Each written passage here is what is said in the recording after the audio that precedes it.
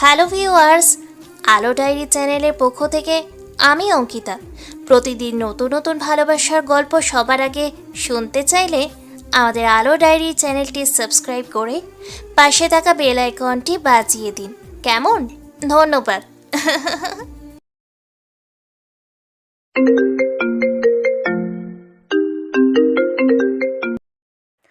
গ্রীষ্মের দুপুর সূর্য মাথার উপর থেকে প্রচণ্ড তাপ দিচ্ছে।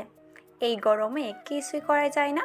নিজের কাছে কেমন যেন একটা অস্বস্তি বোধ হয়। কলেজ ক্যাম্পাসে বড় কৃষ্ণচূড়ার গাছের তলায় বসে আছে নুসরাত, মিম, জান্নাত, রিয়া। সবার হাতে রয়েছে একটা করে আইসক্রিম।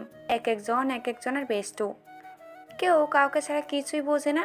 নুসরাত বলতে গেলে এই কলেজের সবার ক্রাশ, দেখতে কোনো দিক দিয়ে কম না। শ্যামলা শরীরের গঠন, গোলগাল মুখ, হাসি দিলে গালের দুপাশে টল পড়ে, চোখ জোড়া হালকা নীলাভ। কঠোর ছেলে প্রথম দেখাতেই রাতের ঘুম হারাম হয়ে যাবে।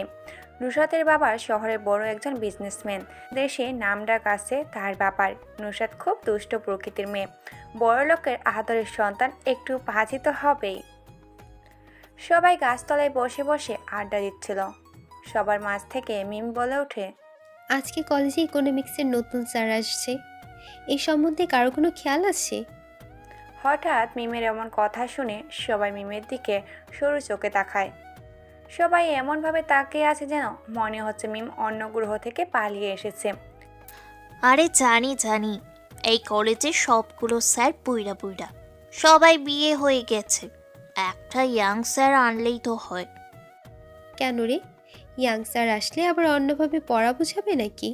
পড়া তো একটাই নাকি? আরে ধুর, তুই কিছুই বুঝিস না।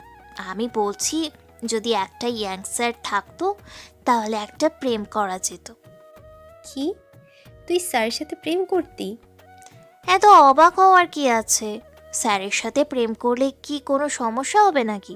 আমাদের আরও বেশি ভালো হবে, পরীক্ষায় ভালো নম্বর পাবো।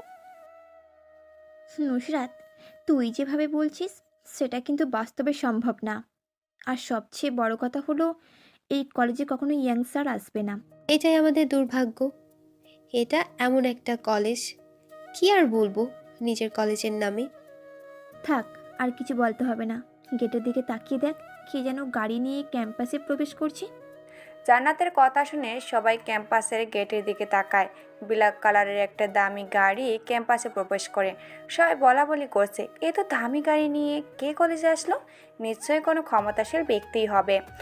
সবাই প্রহর গুনছে কখন গাড়ি থেকে লোকটা নামবে। অবশেষে গাড়ি থেকে একটা সুদর্শন যুবক নেমে এলো। লম্বায় 6 ফুট 3 ইঞ্চি মতো হবে। মাথায় এক বুঝো চিলকে চুল, নিউ হেয়ার স্টাইল, চোখে কালো স্টাইলের চশমা, গোলাপি রঙের ঠোঁটচড়া, মুখে ক্লিন শেপ দেওয়া। পরে তার সাদা শার্ট, কালো প্যান্টের সাথে ইন করা। কলেজের সব মেয়েরা তো ছেলেটার দিকে চেয়ে অবাক হয়ে আছে। ছেলেটার গায়ের রঙটা একেবারেই ফর্সা। সবাই বলা বলি করছে, ছেলেটা কত হ্যান্ডসাম, কিউট, হট। কিন্তু সেদিকে নুসরাতের কোনো খেয়ালই নেই। এক মনে বসে বসে আইসক্রিম খাচ্ছে। নুসরাত, দেখেছিস ছেলেটা কত কিউট? এমন একটা ছেলে যদি আমার বয়ফ্রেন্ড থাকতো তাহলে সারাদিন শুধু ওকে দেখেই যেতাম। মিমের কথা নুসরাতের কাছে কেমন যেন বিরক্তি বিরক্তি লাগছে। একটা ছেলেকে নিয়ে এভাবে বলার কি থাকতে পারে? দুনিয়াতে মনে হয় আর এমন কোনো ছেলে খুঁজে পাওয়া যাবে না। কি শুরু করেছিস তোরা? কতক্ষণ ধরে একটা ছেলেকে নিয়ে সবাই এমন করছিস কেন? পৃথিবীতে কি একটা মাত্র ছেলে? আরও আছে। আমার আর কোনো ছেলেই চাই না, এটা হলেই যথেষ্ট। এখন সামনে সুদর্শন ছেলে থাকতে পৃথিবী ঘুরতে হবে কেন? এবার থাম তোরা, ক্লাসের সময় হয়ে এসেছে। তাড়াতাড়ি চল, ক্লাসে যাই। নুসরাতের কথা শুনে সবাই বিরক্ত বোধ করে। কত সুন্দর করে বসে বসে মজার আড্ডা দিচ্ছিল, কিন্তু এই ক্লাসের যন্ত্রণায় আর তা হলো না। একদিন ক্লাস না করলে কি আর এমন হবে ভেবেই পায় না কেউ। এখনও ক্লাসে ছাড় আসেনি। নুসরাত সবসময় সামনের বেঞ্চেই বসে। পড়াশোনা নিয়ে সে একটু বেশি সিরিয়াস। মজার সময় মজা, লেখাপড়ার সময় লেখাপড়া। এখনও স্যার আসেনি, আরও কিছুক্ষণ বসে আড্ডা দিলে কতই না ভালো হতো। এই নুসরাতের জন্য আসতে হয়েছে। আরও কিছুক্ষণ বসে থাকতাম, আর তোরা সবাই সেই অচেনা ছেলেটার বিষয়ে কথা বলে আমাকে পাগল করে দিতি। ছেলেটার সম্পর্কে আর কিছু বলতাম না, শুধু আমাদের সাথে বসে আড্ডা দিলেই দেখতিস। জানা আছে তোদের সম্পর্কে, তোদের এক একটাকে আমি খুব ভালো করেই চিনে আছে আমার। তবে নুসরাত, তুই আর যাই বলিস না কেন, ছেলেটা কিন্তু সেই লেভেলের কিউট ছিল।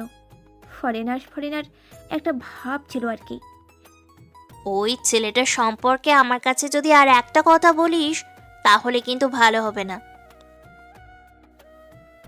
এই নুসরাত, আমি তখন থেকে একটা ব্যাপার লক্ষ্য করছি। তুই ছেলেটার কথা শুনে এমন রেগে যাচ্ছিস, কিন্তু কেন? রাখবো না কেন সেটা আমাকে বল। একটা অচেনা অজানা ছেলেকে নিয়ে এমন এমন মন্তব্য করছিস যা শুনে আমার প্রচণ্ড রাগ লাগতেছে। আমরা একটা ছেলেকে নিয়ে এমন মন্তব্য করতেই পারি, সেটা আমাদের জানাশোনা বা অচেনা থাকলেও তোর সমস্যা কোথায় সেটাই তো বুঝতে পারছি না।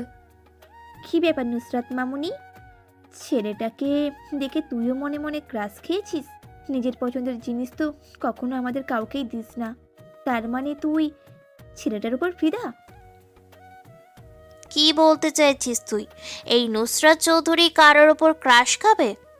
খবর নিয়ে দেখতে পারিস আমার ক্রাশ হবে নাকি ওই রকম একটা ছেলে। এটা তুই ভাবলি কি করে? হয়েছে হয়েছে, থাম এবার তুই। প্রিন্সিপাল স্যার আসছে মনে হয়, সামনে দেখ। জান্নাতের কথা শুনে সবাই সামনের দিকে তাকায়। প্রিন্সিপাল স্যার ক্লাসে প্রবেশ করছে, ওনার পিছনে পিছনে কেউ আসছে, কিন্তু সেই লোকটার মুখে ফেসটা স্পষ্ট বোঝা যাচ্ছে না। এবার সবার সামনে এসে দাঁড়ায় প্রিন্সিপাল স্যার আর লোকটা। সবাই অবাক দৃষ্টিতে তাকিয়ে বোঝার চেষ্টা করছে। কিছুক্ষণ আগে গাড়ি থেকে নামা হ্যান্ডসাম ছেলেটা এই ক্লাসের প্রিন্সিপাল স্যারের সাথে কিসের জন্য এসেছে কেউ বুঝতে পারছে না। প্রিন্সিপাল স্যার খুব মজার একটা মানুষ, সব সময় হাসি খুশি থাকতে পছন্দ করেন।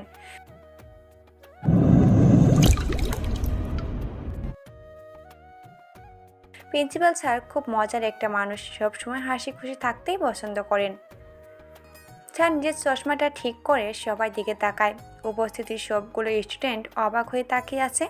স্যার মুচকি হেসে বলে, কি ব্যাপার, সবাই এমন অবাক দৃষ্টিতে তাকিয়ে আছো কেন? আমাকে কি এই প্রথম দেখছো নাকি তোমাদের ক্লাসে? সবাই মাথা নাড়ায়, যার মানে না। স্যার এর আগে অনেকবার এই ক্লাসে এসেছে, কিন্তু আজ হঠাৎ নতুন একজনকে নিয়ে এসেছে, যার কারণ সবার মনে প্রশ্ন জেগেছে এই সুদর্শন যুবককে নিয়ে। তোমাদের সবার মনে হয়তো প্রশ্ন জেগেছে, কে এটা আমার সাথে দাঁড়িয়ে আছে? আমি এখনই পরিচয় করিয়ে দেব। এটা তোমাদের নতুন টিচার, ইকোনমিক্সের উপর মাস্টার্স করেছে কানাডা থেকে। এখন থেকে প্রতিদিন তোমাদের এইসব বিষয়ে লেকচার শুনবে তিনি। নতুন স্যারের সাথে তোমরা সবাই নিজেরা পরিচিত হয়ে নাও। আমি এখন যাই তাহলে। প্রিন্সিপাল স্যার ক্লাস ত্যাগ করে চলে যায়। কিছুক্ষণ আগের কলেজের সবার ক্রাশ এখন সবার স্যার, ব্যাপারটা খুবই হাস্যকর। নুসরাত এবার ভালো করে নতুন স্যারের দিকে তাকায়। দেখতে খারাপ না, তবে কেমন যেন একটা বিদেশি বিদেশি ভাব আছে স্যারের আচরণে। নুসরাতের কোনো দিকে খেয়াল নেই, সে এক দৃষ্টিতে তাকিয়ে আছে নতুন স্যারের দিকে। নিজেও কি স্যারের প্রতি আসক্ত? এটা ভেবেই নুসরাত নিজের উপর নিজেই রাগ হয়। নতুন স্যার নিজের পরিচয় দিতে শুরু করলেন। আমি রায়হান রহমান রিহান চৌধুরী, ইকোনমিক্সের উপর কানাডা থেকে মাস্টার্স কমপ্লিট করে এসেছি। আমার বাসা গুলশানে, নিজের পরিবারের সাথেই থাকি। আমার বাবা ঢাকার একজন বড় বিজনেসম্যান। কম বেশি হয়তো চিনো আরিয়ান চৌধুরীকে, তিনিই আমার বাবা। এটাই আমার সংক্ষিপ্ত পরিচয়। আজ থেকে প্রতিদিন তোমাদের ক্লাস নেব আমি। এখন তোমরা নিজেদের পরিচয় আমাকে বলো। ছেলেদের থেকে পরিচয় পর্ব শুরু হয়। একে একে সবাই নিজেদের পরিচয় দিয়ে দেয়। এখন নুসরাতের কাছে এসে দাঁড়িয়ে আছে রিয়ান। নুসরাত বসা থেকে উঠে দাঁড়ায়, মাথাটা হালকা নিচু করে বলতে থাকে, আমি নুসরত চৌধুরী, এইবার অনার্স প্রথম বর্ষে পড়ি। আমার বাবা শহরের একজন বিজনেসম্যান। নুসরাত খেয়াল করছে রিয়ান স্যার এক দৃষ্টিতে তাকিয়েছিল তার দিকে। সবার পরিচয় নেওয়ার সময় তিনি বেশ বিরক্ত বোধ করেছিলেন, কিন্তু যখন নুসরাতের সামনে এসে দাঁড়ায় তখনই রিয়ান স্যারের মুখে হাসি ফুটে ওঠে। ব্যাপারটা বুঝতে পারছে না নুসরাত। কালকে থেকে ক্লাস শুরু করব। আজকে পরিচয় পূর্ব পর্যন্ত সমাপ্ত। আজ আমি আসি তাহলে। দেখা হবে কালকে। রিয়ান স্যার চলে যাওয়ার সাথে সাথে সবাই ক্লাস ত্যাগ করে বাইরে চলে যায়। নুসরাত নিজের সিটে বসেই আছে নিঃশব্দে। নুসরাত চল, এখন বাইরে যেয়ে আড্ডা দেবো সবাই মিলে। স্যারের সম্পর্কে আজ সব আড্ডা হবে। নুসরাত ওঠ, চল আমাদের সাথে। আড্ডা দিব ঠিক আছে, কিন্তু রিয়ান স্যারের সম্পর্কে আমার সামনে কিছু বলতে পারবি না, সেটা ভালো হোক কিংবা খারাপ। সেটা পরে দেখা যাবে। এখন তুই বসা থেকে উঠে দাঁড়া আর আমাদের সাথে চল। জীবনে বিবিধ আশ্চর্যতা, সফলতার উত্তেজনা অন্য সবাই বহন করে। জীবনে এটা গুরুত্বপূর্ণ না। এক গভীরভাবে অচল মানুষ হয়তো এক নবীন শতাব্দীতে নক্ষত্রের নিচে। নুসরাতের মাথায় এখন একটা বিষয় চেপে বসে আছে, সেটা হলো রিয়ান স্যার। কেন কেন তিনি এভাবে তাকিয়েছিল? কি ছিল সেই মায়াবী চোখে তাকানোর মাঝে? রহস্যের মায়াজাল ঘিরে ধরছে নুসরাতকে। নুসরাত, আমি কিন্তু অনেকক্ষণ ধরে লক্ষ্য করছি তুই কেমন যেন অন্যমনস্ক হয়ে গেছিস। সকালে তো কত সুন্দর করে আমাদের সাথে জমিয়ে আড্ডা দিচ্ছিলি, কিন্তু ক্লাসে ঢোকার পর থেকে কিছু একটা নিয়ে চিন্তা করছিস তুই। নুসরাত নিজের চিন্তায় মুখে হাসি ফোটানোর বেঁধা চেষ্টা করছে, কারণ সে জানতে চায় না রিয়ান স্যারের রহস্যময় বিষয়টা। কোথায় আমি অন্যমনস্ক হয়ে আছি? তোরা নতুন স্যারের কথা বলতে বলতে আমায় পাগল করে ফেলেছিস। এখন আবার কিন্তু সেই বিষয় নিয়ে কোনো কথা বলবি না। সবাই নিজেদের মতো করে আড্ডা দিতে থাকে। এভাবে হয়তো তাদের সময়টাই কেটে যাবে, কিন্তু এই ব্যস্ত শহরে অবহেলিত জনগোষ্ঠী খবর নেওয়ার প্রয়োজন বোধ করে না কেউ। সবাই নিজেদের কাজেই ব্যস্ত। এদিকে রিয়ান কলেজ শেষ করে গুলশানে নিজের বাড়িতে চলে আসে। রিয়ানের বাবা আরিয়ান চৌধুরী গুলশানের ফাঁকা একটা বড় জায়গায় নিজের বাড়ি স্থাপন করে। দোতলায় বাড়িটার সৌন্দর্যের আশেপাশে ছড়িয়ে পড়ছে। এটাই মূলত গুলশানের সবচেয়ে সুন্দর বাড়ি। সাদা, নীল, হলুদ রঙের মিশ্রণে বাসাটা চকমক করছে। রিয়ানের গাড়ি চৌধুরী মঞ্জিলের ভিতরে প্রবেশ করে। গাড়ি থেকে নেমে বাসার মেইন দরজা দিয়ে প্রবেশ করে সে। আয়ান চৌধুরী রিয়ানের বাবা সোফায় বসে বসে টিভিতে সংবাদ দেখছিল। রিয়ান গিয়ে সোফায় হেলান দিয়ে বসে পড়ে। সে একটা সার্ভেন্টকে ডাক দিয়ে বলে ঠান্ডা পানি নিয়ে যেতে। কি ব্যাপার রিয়ান, খুব টায়ার্ড নাকি তুমি? বাইরে থেকে এসেই ফ্রেশ না হয়ে সোফায় বসে পড়লে। রিয়ানের চোখে হতাশার ছাপ। ক্লান্তিতে শরীরটা সেয়ে গেছে। পানি না খেলে এখন গলা দিয়ে কথাও বের হবে না মনে হয়। সার্ভেন্ট রিয়ানের জন্য পানি নিয়ে আসে। রিয়ান পানি পান করে। এখন গলা দিয়ে আওয়াজ বের হবে। শরীরের হালকা শক্তির ভাব এসেছে। বাবা, আমি অনেক ক্লান্ত। দেশে এসে আজকে প্রথম অনেকগুলো জায়গায় ভ্রমণ করেছি। শরীরটা হালকা দুর্বল মনে হচ্ছে। শুনলাম কলেজে নাকি জয়েন হয়েছ। আমি বুঝতে পারছি না, আমার এত বড় একটা ব্যবসা থাকতে তুমি কেন কলেজে জয়েন করেছো? বাবা, তুমি তো জানোই ব্যাপারটা, তাহলে কেন এটা নিয়ে এত ভাবছো? আমি কিছুদিন পরেই অফিসে জয়েন করব। খুশি হলাম কথাটা শুনে, তবে তোমার বিয়ের ব্যাপারটা নিয়ে আমি আর তোমার মা কিন্তু বেশ ভালোই চিন্তিত। কেন? আমার বিয়ে নিয়ে তোমাদের এত চিন্তা কেন? আমি আমার সিদ্ধান্ত তো তোমাদেরকে আগেই জানিয়ে দিয়েছি। আমি তো সেটা বুঝতে পারছি, কিন্তু তোমার সেটা শুনতে বা মানতে নারাজ। এখন তুমি তোমার মায়ের সাথে কথা বলে দেখো কি বলে সে। আমি এখনই যে মার সাথে এটা নিয়ে কথা বলছি, তোমাকে আর চিন্তা করতে হবে না। কথাটা বলে রিয়ান মায়ের রুমের দিকে যেতে থাকে। রিয়ানের মা রাফিয়া চৌধুরী বিছনার চোখ জোড়া বন্ধ করে শুয়ে আছে। রিয়ান যেয়ে মায়ের পাশে বসে। হঠাৎ কেউ বিছনার উপর বসায় রিয়ানের মা চোখ দুটা মেলে তাকায়। কখন এসেছিস বাবা? দেখে মনে হচ্ছে ফ্রেশ না হয়ে চলে এসেছিস আমার কাছে। কোনো কিছু প্রয়োজন? মা, আমার কিছু প্রয়োজন নেই এখন। বাবার কাছে শুনলাম আমার বিয়ে নিয়ে নাকি তোমরা অনেক চিন্তিত। আমার একমাত্র ছেলে, তার বিয়ের বয়স হয়েছে, এখন এটা চিন্তা করলে হবে? আগে থেকে তো সব কিছু ঠিক করতে হবে। মা, তুমি তো জানোই আমার কথা, তাহলে কেন আবার নতুন করে এসব নিয়ে চিন্তা করছো? তুই এখন গিয়ে ফ্রেশ হয়ে নে, এটা নিয়ে পরে কথা হবে।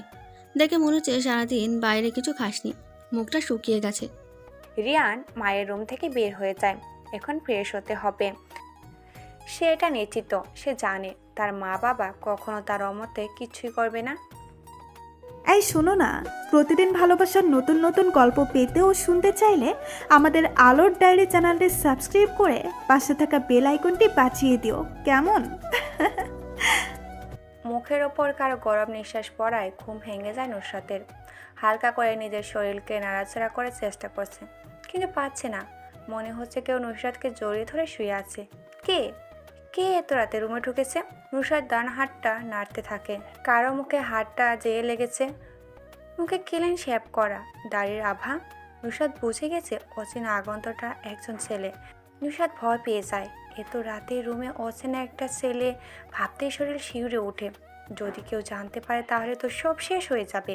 নুসরাত কিছু না ভেবে চিৎকার দিতে যাবে, তখনই তার ঠোঁটের উপর নরম কিছু একটা দিয়ে চেপে ধরা হয়।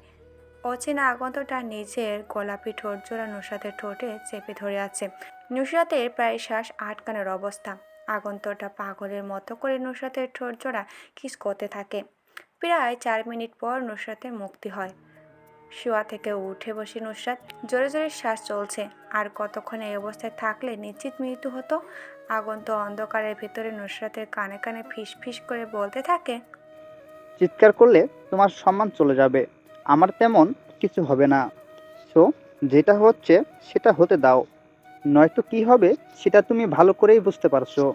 নুসরাতের ভিতর ভয় আর অস্বস্তি গ্রাস করছে। বুকের ভিতর কেউ মনে হয় হাতুড়ি থেরাপি দিচ্ছে। কি করবে এখন?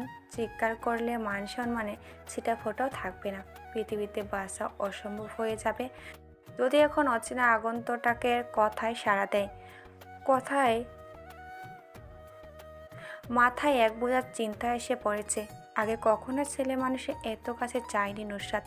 আর যদি কোনো অঘটন ঘটে তাহলে কি করবে? নিজের মুখ দেখাবে কি করে মা বাবার কাছে? দয়া করে আমার সাথে কোনো খারাপ কিছু করবে না। আমি আমার এই মুখ কাউকে দেখাতে পারবো না। মৃত্যু ছাড়া আমার কোনো গতিই থাকবে না। নুসরাত কথা বলছে আর নিঃশব্দে কান্না করছে। আগন্তটা নুসরাতের মুখটা চেপে ধরে। মৃত্যুর কথা কখনো মুখেও আনবে না, তাহলে কিন্তু খারাপ কিছু হয়ে যাবে। আমি তোমাকে ভালোবাসি, তোমার অসম্মান হবে এমন কাজ আমি কখনো করব না। অনেক দিন পর তোমাকে নিজের কাছে পেয়েছি, তাই কন্ট্রোল করতে পারছি না। নুসরাত অবাক।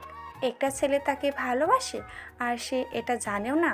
কিন্তু কে এই ছেলে? পরিচিত বলে মনে হচ্ছে না। কে আপনি? পরিচয় বলেন আপনার। আমার অজান্তেই আমাকে কেউ ভালোবাসে, আমি তাকে দেখতে চাই। এমন অদৃশ্য হয়ে আসার কারণ কি? আমি তোমাকে তোমার অজান্তেই ভালোবেসে ফেলেছি। আমাকে তুমি দেখতে পারবে না। আমি আসবো কোনো একদিন তোমার সামনে নিজের পরিচয় নিয়ে। ওই দিন না হয় আমাকে মন ভরে দেখে নিও। নুসরাত এই প্রথম কোনো এক অজানা অনুভূতির সম্মুখীন হয়েছে। এত রাতের রুমে কখনো কোনো ছেলের সাথে বসে বসে ফিস ফিস করে কথা বলাই হয়নি। আপনি কখন যাবেন?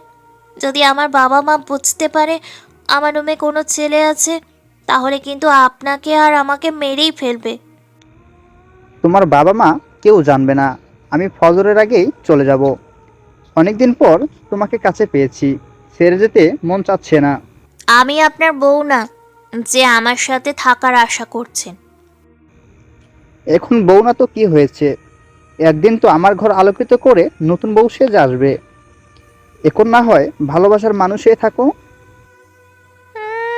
শখ তো আমাকে বিয়ে করার। আমি কখনো আপনার মতো মানুষকে বিয়ে করব না। আপনি এক্ষুনি চলে যান, নয়তো খারাপ কিছু করে ফেলবো আমি। কথাটা শুনে আগন্ত নুসরাতকে পিছন থেকে জড়িয়ে ধরে। নুসরাতের ঘাড়ে মুখ গুজে। আগন্তকের গরম নিঃশ্বাসে নুসরাত শিউরে ওঠে। মনের ভিতরে কেমন যেন একটা অনুভূতি সৃষ্টি হচ্ছে। এটা আগে কখনো ঘটেনি তার সাথে।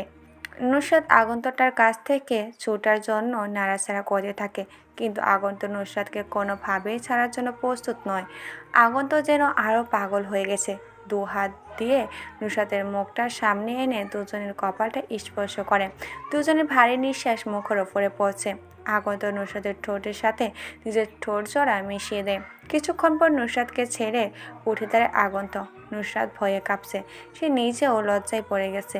একটা অচেনা ছেলের সাথে এটা কি করে হয়ে গেল ভাবতেই গা চিমচিম করছে।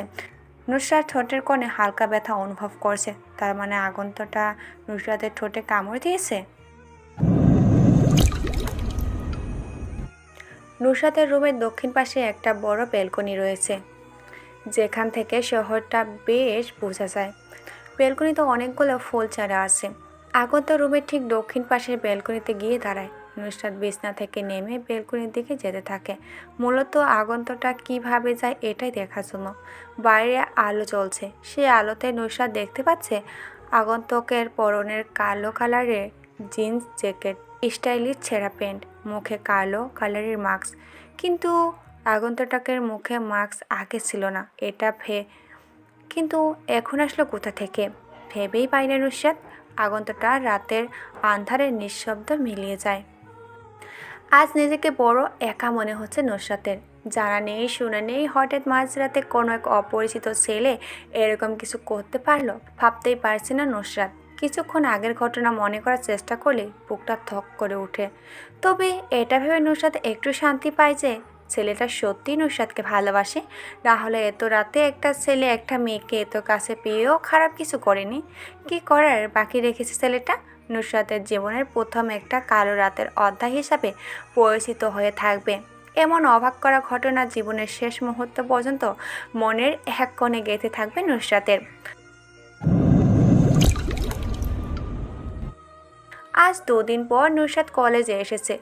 ভয়ঙ্কর অতীতটা চোখের সামনে ভাসছে। নিজেকে স্বাভাবিক রাখার চেষ্টা করছে সে। অতীত নিয়ে সামান্য চিন্তাভাবনা দোষের কিছু নেই।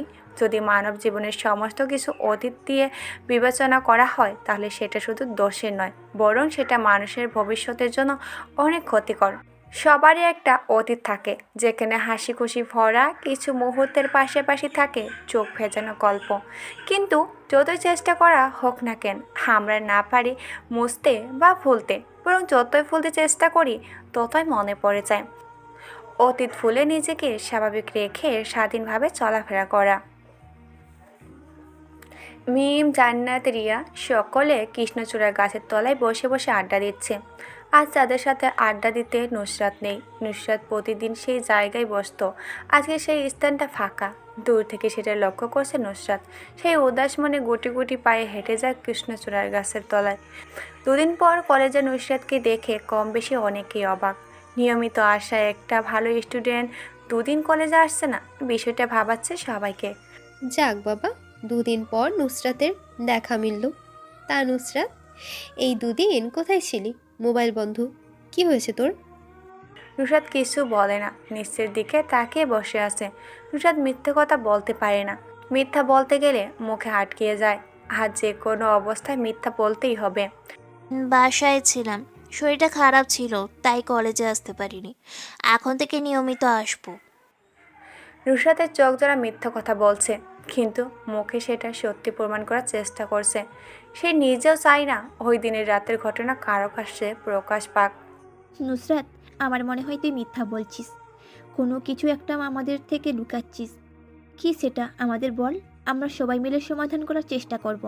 নুসরাতের ফ্রেন্ড সার্কেলের ভিতরে জান্নাত একটু বেশি অন্য টাইপের।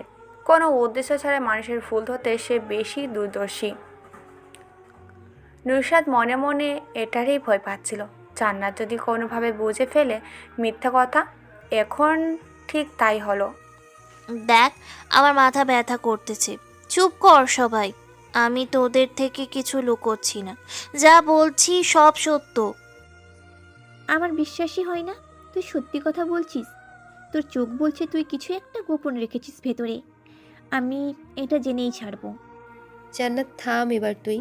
নুসরাতের মাথা ব্যথা করছে, এসব বিষয় নিয়ে পরে কথা হবে। আমি এই বিষয়ে আর কোনো কথাই বলবো না। একদিন নুসরাত নিজে আমাকে বলবে সমস্যার কথাটা, তখন হয়তো সময় ফুরিয়ে যাবে। সময় থাকতে বলতে হয় সব কিছুই। জান্নাত, সবসময় মানুষকে শুধু কথা শুনিয়েই যাস কেন? আমি বলছি আমার তেমন কোনো সমস্যা নেই, তাহলে এত কথা কেন? আরে বাদ দে ওর কথা নুসরাত। কালকে আমাদের নতুন স্যার তোর সম্পর্কে জিজ্ঞেস করেছিল। আমার সম্পর্কে? ও আচ্ছা, কি জিজ্ঞেস করছিল আমার সম্বন্ধে? তেমন কিছু না, শুধু জিজ্ঞেস করেছে তুই কেন কলেজে আসিস না। সবাই একটা বিষয় লক্ষ্য করেছিস? 2 দিন নুসরাত আসেনি বলে স্যার আমাদের জিজ্ঞেস করলো, কিন্তু আরও কত স্টুডেন্ট আসেনি সেটার কোনো খবর নেয়নি। জান্নাত হাসি উজ্জ্বল চেহারা নিয়ে কথাটা বলল। জান্নাতের হাসি দেখে এখন নুসরাতের চোখ মুখ শক্ত হতে শুরু করলো, মুখে থুথু জমে গেছে। এখন যদি মেয়েটা কোনো কঠিন গালি দেওয়া যেত তাহলেই নুসরাতের মনটা শান্তি পেত। নুসরাত কখনোই এটা পারবে না। মানুষ সব কিছু পারে না। পৃথিবীতে অনেক কাজই আছে যা মানুষের দ্বারা সম্ভব না। নুসরাত কাউকে কড়া করে কথা বলতে পারে না, যদিও রাগের মাথায় বলতে চায়, কিন্তু পরে কি হবে এটা চিন্তা করে আর কিছুই বলে না। হাসি থামালি কেন? হাসো, আরো জোরে জোরে হাসো। তুই আমাকে পাগল করে দিবি নাকি? বলছি আমার মাথা ব্যথা করছে, তবুও তুই এমন করছিস। জান্নাত হাসি থামায় না। ডান হাত দিয়ে মুখ চেপে ধরেও কাজ হচ্ছে না। কেন জানি আজ জান্নাতের মনে হাসির রং লেগেছে, কোনোভাবেই হাসি থামছে না। দিন দিন জান্নাত কেমন জানি হয়ে যাচ্ছে, সারাদিন হাসি খুশিতে ভরপুর থাকে। মনে হয় জান্নাতের হাসির রোগ ধরেছে। পৃথিবীতে কি এমন অদ্ভুত রোগে আক্রান্ত হওয়া মানুষ পাওয়া যায়? নুসরাতের ভিতরে ভিতরে রাগ বেড়ে চলেছে, তা সে প্রকাশ করতে পারছে না। নিয়মিত এটা একটা সমস্যা হয়ে দাঁড়াচ্ছে নুসরাতের। সে চাইলেও কারোর সাথে রাগ দেখাতে পারে না। ক্লাসের সময় হয়ে এসেছে, সবাই ক্লাসের উদ্দেশ্যে রওনা দেয়। আজ রিয়ান গোলাপি রঙের একটা শার্ট, সাথে কালো প্যান্ট পরেছে। অন্যদিনের চেয়ে আজকে বেশি আকর্ষণীয় লাগছে তাকে। নুসরাতের কিছুই ভাল লাগতেছে না, সব কিছু থেকে মন উঠে গেছে। আগের মতো মুখে উদ্দাসিত লেগে নেই, জ্যোতিহীন মনে হচ্ছে সব কিছু। সেই দিন রাতের পর থেকে নুসরাত রহস্যের মায়াজালে আটকে গেছে। অন্ধকার রজনীর বিবর্তনে অজ্ঞাত আগন্তটা কে ছিল, এটা যতক্ষণ পর্যন্ত না জানবে ততক্ষণ নুসরাতের মনে শান্তি হবে না। সামনের বেঞ্চটা আজ ফাঁকা। নুসরাত মাঝের সারির দিকে বসেছে। আজ দ্বিতীয়বারের মতো নুসরাত পিছনের দিকে বসেছে। আগে একবার দেরি করে আসার জন্য পিছনে বসেছিল। সামনের বেঞ্চ ফাঁকা রেখে সবাই পিছনের দিকে বসে আছো কেন? পিছন থেকে সামনে এসে বেঞ্চ পরিপূর্ণ করো। রিয়ানের কথায় পিছন থেকে দুটো মেয়ে এসে সামনে বসে। এটা রিয়ানের কাছে ভালো লাগেনি। যদি অন্য কেউ এসে বসতো তাহলে মনে একটা আহ্লাদ থাকতো, কিন্তু এখন আফসোস। নুসরাত আজকে আবারও লক্ষ্য করে রিয়ান স্যার তার দিকে পড়ানোর ফাঁকে ফাঁকে তাকাচ্ছে। নুসরাত কি আজকে ক্লাসে উপস্থিত আছে, নাকি অন্য দিনের মতো আজও ক্লাস মিস দিয়েছে? স্যারের কথা শুনে নুসরাত একটু অবাক হয়, সাথে আবার রাগও লাগছে। এতক্ষণ তো বেশ ভালো করে তাকিয়েছিল, কিন্তু এখন আবার এটা বলে ভাব নেওয়ার কি আছে? বুঝতে পারছে না নুসরাত, ছেলে মানুষের একটাই সমস্যা, নারীদের সামনে তারা ভাব নিবে। জীবনের বেশি সময় নিঃসঙ্গে কাটাতে হয়। ভাব নিলে যদি কোনো রূপবতী মেয়ের প্রেমে পড়ে যায়, এটার জন্য সবসময় মেয়েদের সামনে অন্যরকম ব্যবহার করতে শুরু করে। নুসরাত বসা থেকে দাঁড়িয়ে যায়। নুসরাতের দাঁড়িয়ে যাওয়া দেখে রিয়ান মুচকি হাসে। তুমি তাহলে নুসরাত, ক্লাসের টপ স্টুডেন্ট? এখন আমাকে এটা বলো যে দুদিন ধরে ক্লাসে ছিলে না কেন? নুসরাত আহত গলায় জবাব দেয়। স্যার, আমি অসুস্থ ছিলাম, যার কারণে নিজ বাসায় এই 2 দিন অবস্থান করেছি। অসুস্থ ছিলে নাকি আমি এটা জানি না। ক্লাস শেষে তুমি আমার কেবিনে আসবে, এটা নিয়ে তোমার সাথে জরুরি কথা বলতে হবে। নুসরাত অসহায় দৃষ্টিতে তাকিয়ে থাকে রিয়ানের দিকে। রিয়ানের ঠোঁটের কোণে শয়তানি হাসি। নুসরাত নিজেও জানে না ওই রহস্যময় শয়তানি হাসির মানে। নতুন ছাড়ের প্রথম অর্ডার নুসরাতের উদ্দেশ্য নিজের কেবিনে ডেকেছে, হয়তো বা কোনো বড় ধরনের কারণে ডেকেছে।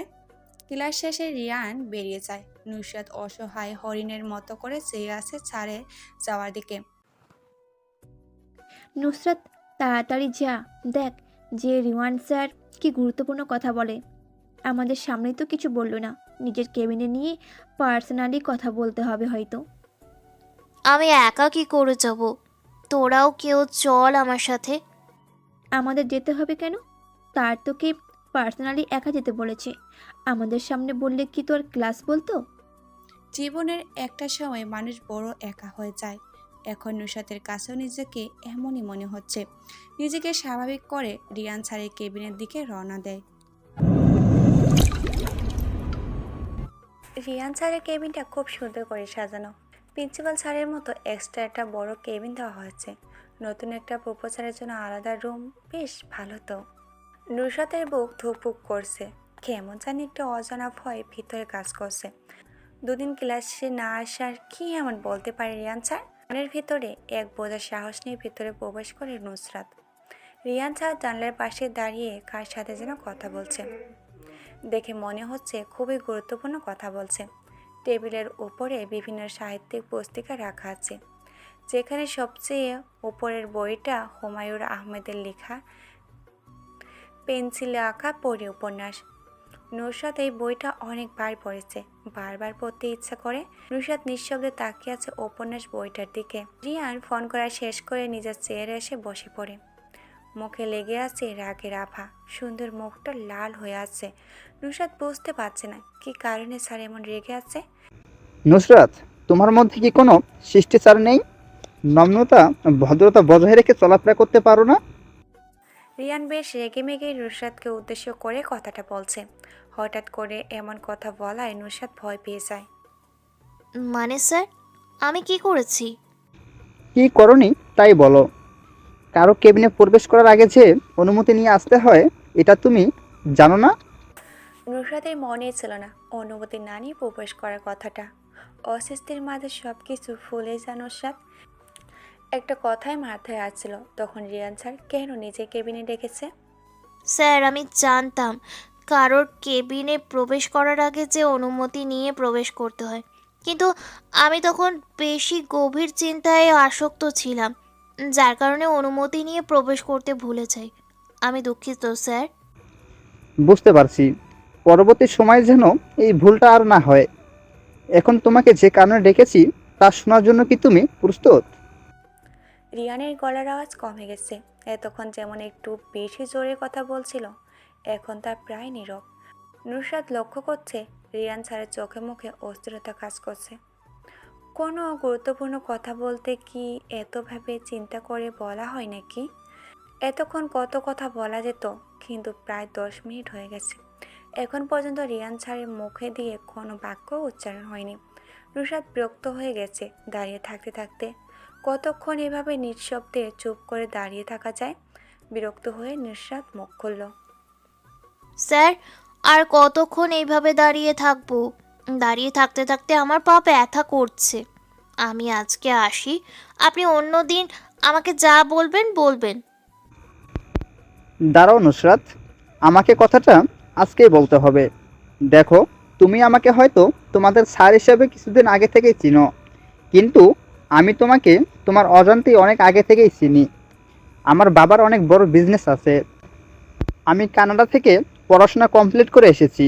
আমি চাইলে আমার বাবার বিজনেস সামলাতে পারতাম, কিন্তু আমি তা না করে একজনের জন্য এই কলেজে প্রফেসর হিসেবে জয়েন হয়েছি।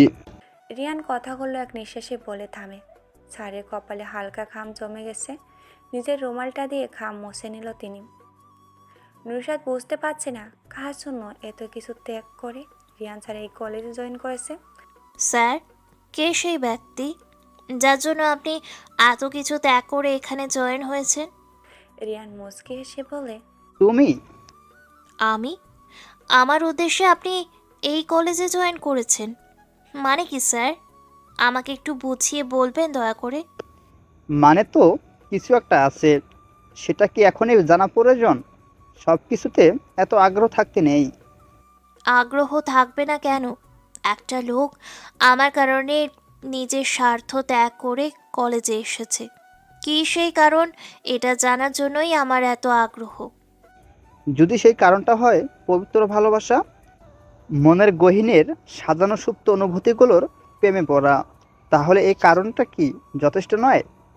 কি বলছে রিয়ান স্যার? কিছুই বুঝতে পারছে না নুসরাত। ভালোবাসা? এখানে ভালোবাসা আসলো কোথা থেকে? আবার রোমান্টিক কথাবার্তা বলছে। নুসরাতের কোনো ব্যাপারে জানার আগ্রহটা একটু বেশি। ছোট থেকেই এটা নুসরাতের একটা শখ বলা যেতে পারে। সে রহস্যময় কথাবার্তা বলতে পছন্দ করে না, রহস্য কথার উন্মোচন করতে ভালো লাগে। ভালোবাসা? এখানে ভালোবাসা আসলো কোথা থেকে স্যার? আপনি কি বলছেন এসব? দেখো নুসরাত, আমি এত কিছু ভেঙে বলতে পারবো না। সামনাসামনিই বলে দিচ্ছি, আমি তোমাকে অনেক আগে থেকেই ভালোবাসি, কিন্তু সেটা আজ পর্যন্ত বলতে পারিনি তোমাকে। আজ বলে দিয়েছি। আমি জানি তোমার কোনো ছেলের সাথে রিলেশন নেই, আর থাকলেও আমি সব কিছু সমাধান করে নিতাম। তোমাকে আমি ভালোবাসি। আজ থেকে এটা ভালো করে মাথায় গেঁথে ফেলো। নুসরাতকে কোনো কিছু বলার সুযোগ দিচ্ছে না রিয়ান। একটার পর একটা কথা বলেই চলেছে। নুসরাত এগুলো কিছুই শুনছে না। নুসরাতের মাথায় এখন একটা কথায় ঘুরপাক খাচ্ছে, রিয়ান ছাড়া ওকে ভালোবাসে।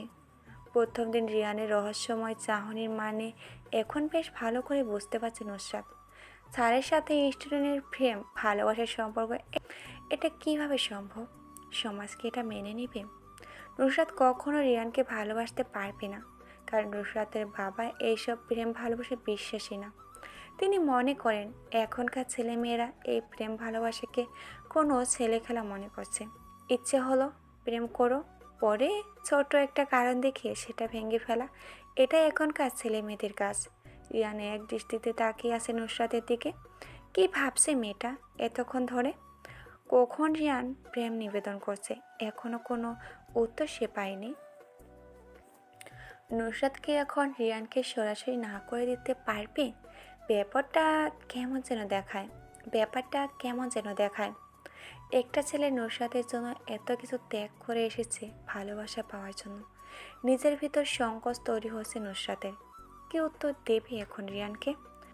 স্যার, আমার বাবা মা মেনে নিবে না এই ধরনের কোনো সম্পর্ক। আমি চাই না এমন কোনো সম্পর্ক আমাদের মাঝে গড়ে উঠুক, যা পরবর্তীতে সমাজে আমাকে নিয়ে আমার বাবা মাকে কটু কথা শুনতে হয়। মেয়েদের এই একটাই সমস্যা, সেটা হলো একটা ছেলে একটা মেয়েকে প্রপোজাল করলে মেয়েটার প্রধান উক্তি হলো বাবা মা মেনে নেবে না। আরে মেয়েটা কি তার বাবা মাকে একবারও জিজ্ঞাসা করেছে এই ব্যাপারে? না, সে বাবা মাকে জিজ্ঞাসা না করেই একটা ছেলের প্রপোজাল রিজেক্ট করে দেয়। নুসরাত, তুমি আমার প্রপোজাল রিজেক্ট করার পর আমি তোমাকে ছেড়ে দেব, এটা মোটেই ভেবো না। কারণ আমি অন্য সব ছেলেদের মতো করে তোমাকে ভালোবাসিনি। প্রেম ভালোবাসায় বাধা আসবেই, তাই বলে কি আমি ছেড়ে চলে যাব? তা কখনো না। আমি অনেক আগে থেকেই তোমাকে পছন্দ করতাম। এই পছন্দটা একসময় ভালোবাসার রূপ নিয়েছে। আমি তোমার নেশায় আসক্ত। নুসরাত খুব মনোযোগ দিয়ে রিয়ানের কথাগুলো শুনছে। সব কথায় তুলনামূলকভাবে যুক্তি আছে, কিন্তু নুসরাতের কিছু করার নেই। তার হাত বাঁধা। এই সমাজের মানুষের কাছে পবিত্র ভালোবাসাগুলোর কোনো দাম নেই। স্যার, আমার কিছু করার নেই। আমার হাত বাঁধা। আমি চাইলেও আপনাকে ভালোবাসতে পারবো না। ভালো তুমি আমাকেই বাসবে, সেটা সময় বলে দিবে। আমি অনেক বছর অপেক্ষা করেছি, আর অপেক্ষা করার মতো ধৈর্য আমার নেই। তোমাকে আমার প্রয়োজন, সেটা আমি যে কোনো পদ্ধতিতে পেয়ে ছাড়বো। কেউ বাধা দিতে আসলে আমি মেরে ফেলবো তাকে। আপনার যা ইচ্ছা আপনি তাই করুন, এর মধ্যে আমি নেই। আমাকে এখন যেতে হবে, নয়তো সবাই খারাপ কিছু চিন্তা করবে। নুসরাতের কথাটা শোনা মাত্রই রিয়ান চেয়ার থেকে উঠে দাঁড়ায়। কেবিনের দরজাটা নক করে ফেলে। নুসরাত রিয়ানের এমন কাণ্ড দেখে ভয় পেয়ে যায়। রিয়ান নুসরাতের দিকে গুটি গুটি পায়ে এগোতে থাকে। নুসরাত এক পা করে পিছোতে থাকে রিয়ানের থেকে। পিছোতে একটা সময় টেবিলের সাথে ধাক্কা লাগে। পিছনে যাওয়ার আর জায়গা নেই। নুসরাত নিজের হাত দিয়ে টেবিল চেপে ধরে আছে। মনের ভিতর ভয় সৃষ্টি হয়েছে। রিয়ান নুসরাতের ভয় পাওয়া মুখের ফেসটা দেখে শয়তানি হাসি দেয়। রিয়ান নুসরাতের অনেক কাছে চলে আসে। দুজনের মধ্যে এখন এক আঙ্গুল সম পরিমাণ দূরত্ব। নুসরাতের বুকের ভিতর মনে হচ্ছে ট্রেন ছুটছে। কপালের আশেপাশে বিন্দু বিন্দু ঘাম জমেছে। চুলগুলো সেই ঘামে লেপ্টে রয়েছে। রিয়ান বিষয়টা খেয়াল করলো। নুসরাতকে অনেক আকর্ষণীয় লাগছে। নিজ হাত দিয়ে নুসরাতের লেপ্টে থাকা চুলগুলো কানের পিছনে গুঁজে দেয় রিয়ান। নুসরাত রিয়ানের থেকে অনেকটা খাটো, যার কারণে রিয়ানের বুকের হাড়পিটে ধুপধুপ আওয়াজের শব্দ ভালো করে শুনতে পাচ্ছে সে। রিয়ানের দেওয়া বডি স্প্রে ঘ্রাণটা নুসরাতের কাছে পরিচিত মনে হচ্ছে, কিন্তু ওই দিন রাতের অচেনা আগন্তটার শরীরে থেকে এমন একটি ঘ্রাণ বেরিয়েছিল, আবার আজ একই ঘ্রাণ রিয়ানের শরীর থেকে পাওয়া যাচ্ছে। ব্যাপারটা কেমন যেন রহস্যময় লাগছে নুসরাতের কাছে। হঠাৎ নুসরাতের মুখের উপর রিয়ান ফু দেয়। নুসরাত হালকা কেঁপে ওঠে। রিয়ানের চোখজোড়া কী যেন বলতে চাচ্ছে, কিন্তু নুসরাত বুঝতে পারছে না। অনেক মানুষ আছে যারা আরেকজনের চোখের ভাষা বুঝতে পারে, নুসরাত আজ পর্যন্ত কারো চোখের ভাষা বুঝতে পারেনি। স্যার কি করছেন এগুলো? ছাড়েন আমাকে, আমি চলে যাব এখান থেকে। রিয়ান নিজের বাম হাতটা দিয়ে নুসরাতের কোমর চেপে ধরে। নুসরাত কেঁপে ওঠে। নিজের ভিতরে কেমন যেন একটা অন্যরকম অনুভূতি তাড়া করছে। রিয়ানের ডান হাতটা নুসরাতের চুলের পিছনে ঘাড়ে ধরে আছে। রিয়ানের গরম নিঃশ্বাস নুসরাতের মুখের উপর পড়ছে। নুসরাতের শরীরে শিহরণ বয়ে যাচ্ছে। দুজনের মধ্যে এখন একটুকু ফাঁকা জায়গা নেই। রিয়ান নিজের গোলাপি ঠোঁটজোড়া নুসরাতের নরম ঠোঁটে বিলিয়ে দিয়েছে। নুসরাত যেন এটা বিশ্বাস করতেই পারছে না, একজন শিক্ষক তার সাথে এমন একটা কাজ করতে পেরেছে। দুজন দুজনের থেকে আলাদা হয়ে আছে। রিয়ান নুসরাতের থেকে একটু দূরত্বে দাঁড়িয়ে আছে। দুজনে জোরে জোরে শ্বাস ফেলছে। নুসরাত মাথা নিচু করে চুপচাপ হয়ে দাঁড়িয়ে আছে। রিয়ানের দিকে যাওয়ার মতো ক্ষমতা তার নেই। একরাশ লজ্জা এসে হানা দিয়েছে নুসরাতের মুখে। রিয়ান হাত দিয়ে নুসরাতের মুখটা উঁচু করে। লজ্জায় নুসরাত পিছনের দিকে ঘুরে দাঁড়ায়। রিয়ান মুচকি হাসে। নুসরাত, এদিকে আমি দাঁড়িয়ে আছি, আমার দিকে তাকাও। ওই দিকে কি দেখো? এদিকে তাকাও বলছি। নুসরাত তবুও তাকায় না, কেমন যেন লাগছে। রিয়ান নুসরাতকে নিজের দিকে ফেরালো। লজ্জায় মেয়েটার মুখটা লাল হয়ে আছে। এত লজ্জা পেলে কিভাবে হবে? আমাদের বিয়ের পর তো আরো কত রোমান্টিক অত্যাচার তোমাকে সহ্য করতে হবে। এখন থেকে প্রতিদিন আমার কেবিনে এরকম করে প্র্যাকটিস চলতে থাকবে, যাতে করে তোমার সব লজ্জা ভেঙে শেষ হয়ে যাবে। আপনি কিভাবে আমাকে বিয়ে করবেন? একজন শিক্ষক কেমন করে তার ছাত্রীকে বিয়ে করবে? সমাজের লোকেরা কি বলবে? এমন সমাজ ত্যাগ করে দূরে কোথাও নির্জনে চলে যাব আমরা, যেখানে থাকবো আমি আর তুমি। মুক্ত আকাশে তোমাকে নিয়ে উড়বো প্রেমের ঘুড়ি। সেখানে আমাদের বাধা দেওয়ার মতো কোনো সমাজ নামক কিছু থাকবে না। এটা নিয়ে তোমাকে চিন্তা করতে হবে না। আমি যদি আপনার সাথে না যাই তাহলে কি করবেন? জোর করে তুলে নিয়ে যাব, হোক সেটা তোমার অমতে। তোমাকে পেলে অনুভবে মন ছুঁয়ে যাবে আমার। আপনার সেই অসভ্য অনুভূতি নিজের মধ্যেই পুষে রাখেন। আজ আমার সাথে যা করলেন, আপনি অন্য কেউ থাকলে যে কি করতো? তাহলে তুমি অন্যদের মতো কিছু করছো না কেন? চাইলেও তো তুমি জোরে জোরে ডেকে মানুষজনকে উপস্থিত করাতে পারতে, তাহলে করনি কেন? নুসরাত বাকরুদ্ধ হয়ে যায়। বলার মতো কিছুই নেই। কি বলবে? এই প্রশ্ন উত্তর জানা নেই নুসরাতের। চাইলে নুসরাত চিৎকার করে সবাইকে জড়ো করতে পারত, কিন্তু সে নিজের অজান্তে এটা করল না। কোনো এক মায়া কাজ করছে রিয়ানের প্রতি, কিন্তু এমনটা হওয়ার কথা না। স্যার, আমি বরং এখন যাই এখান থেকে। আমার অনুমতি ছাড়া এক পা পর্যন্ত নড়াবে না। আমি যখন বলবো তখন তুমি বাইরে যাবে। কিন্তু স্যার, আমার বান্ধবীরা কি মনে করবে? এতক্ষণ ধরে আমি ভিতরে কি করছি সেটা যদি জানতে চাই, তাহলে কি জবাব দেব আমি? বলে দিবে আমার আর তোমার মধ্যে এতক্ষণ কি চলছিল, আর তোমার সব বান্ধবীদের শিখিয়ে দিবে রোমান্স কিভাবে করতে হয়। আমি এই ধরনের কথা কখনো ওদের বলবো না। আমার লাজ লজ্জা বলতে কিছু একটা তো আছে। রোমান্টিক বিষয় নিয়ে বলা বলি করলে সমস্যা কোথায়? কলেজ জীবনে এইসব নিয়ে আমি বন্ধুদের সাথে কত মজা করতাম। আর এখন তুমি বলছো এই সামান্য বিষয় নিয়ে বলতে লজ্জা করবে? নুসরাত একটু রাগ দেখিয়ে বলে। এখন আমি যে সরাসরি সব বান্ধবীদের বলে দিব আমাদের রিয়ান স্যার আমাকে ভালোবাসে, তাই নিজের কেবিনে ডেকে প্রপোজ করে, আবার জোর করে চুমুও খেয়েছে আমার ঠোঁটে। নিজের কথায় নিজেই ফেঁসে গেছে নুসরাত। রিয়ান হা হা করে দাঁত কেলিয়ে জোরে জোরে হাসতে থাকে। নুসরাত দরজাটা খুলে বেরিয়ে যায়। আর কিছুক্ষণ এখানে দাঁড়িয়ে থাকলে রিয়ানের কথায় লজ্জায় লাল হতে হতো নুসরাতকে। আজ তার আর তেমন কোনো ক্লাস নেই, তাই নুসরাত বাসার উদ্দেশ্যে রওনা দেয় আর মনে মনে চিন্তা করতে থাকে। এই শোনো না, প্রতিদিন ভালোবাসার নতুন নতুন গল্প পেতে ও শুনতে চাইলে আমাদের আলোর ডায়েরি চ্যানেলটি সাবস্ক্রাইব করে পাশে থাকা বেল আইকনটি বাজিয়ে দিও, কেমন? জীবনে কিছু কিছু প্রশ্ন থাকে যার উত্তর কখনো মেলে না। কিছু কিছু ভুল থাকে যার সংশোধন করা যায় না। আর কিছু কিছু কষ্ট থাকে যা কখনো কাউকে বলা যায় না। ঠিক এমন অবস্থায় রয়েছে নুসরাত। চাইলেও কাউকে কিছু বলতে পারছে না। ওই দিন রাতে আগন্তুকটার সম্পর্কে কিভাবে বলবে? অচেনা আগন্তুকটা যা করেছে নিজের সম্মানের ব্যাপার। নুসরাত রাতে বিছনায় ঘুমোতে গেলে সেই ভয়ঙ্কর ঘটনা চোখের সামনে ভাসতে থাকে। কোনো এক বিষয় নিয়ে মানুষ অনেক বেশি চিন্তা করলে একসময় সে ডিপ্রেশনে চলে যায়। বারবার একই বিষয়টা মাথায় চলে আসে। যতক্ষণ পর্যন্ত না সেই উল্লেখিত বিষয় সমস্যার উত্তর পাওয়া না যায় ততক্ষণ মস্তিষ্ক এটা নিয়েই পড়ে থাকে। নুসরাত নিজেও ডিপ্রেশনে ভুগছে। নিজের মনের কথা কাউকে শেয়ার করলে কিছুটা শান্তি পাওয়া যায়, কিন্তু নুসরাতের সাথে এমন একটা ঘটনা ঘটেছে যার লজ্জায় কাউকে বলতেই পারছে না সে। মৃত্যু যন্ত্রণা থেকে ডিপ্রেশনে পড়ার যন্ত্রণা যে কতটা কঠিন, কত ভয়ানক তা একমাত্র ভুক্তভোগী অনুভবই করতে পারে। নুসরাতের এখন কিছুই ভালো লাগে না। এই ব্যস্ত শহরে ব্যস্ত সব মানুষকে মিলিয়ে সব কিছু নিরামিষ মনে হচ্ছে। এক সময় এই শহরটাকে নুসরাত সবচেয়ে বেশি পছন্দ করত।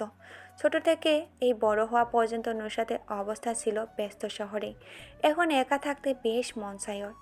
একা থাকাটা অনেকটা নেশার মতো কাজ করে মানুষের মতো। নুসরাত একাকিত্ব নেশায় আসক্ত হয়ে গেছে। বেশ কিছুক্ষণ ধরে নুসরাত খেয়াল করছে তার আশেপাশে দুটো ছেলে বাইক নিয়ে রাউন্ড দিচ্ছে। কলেজ থেকে নুসরাতের বাসার দূরত্ব অল্প, তাই সে মাঝে মধ্যে হেঁটে হেঁটে বাসায় যায়। আজও নুসরাত হেঁটে হেঁটে বাসায় যাচ্ছিল।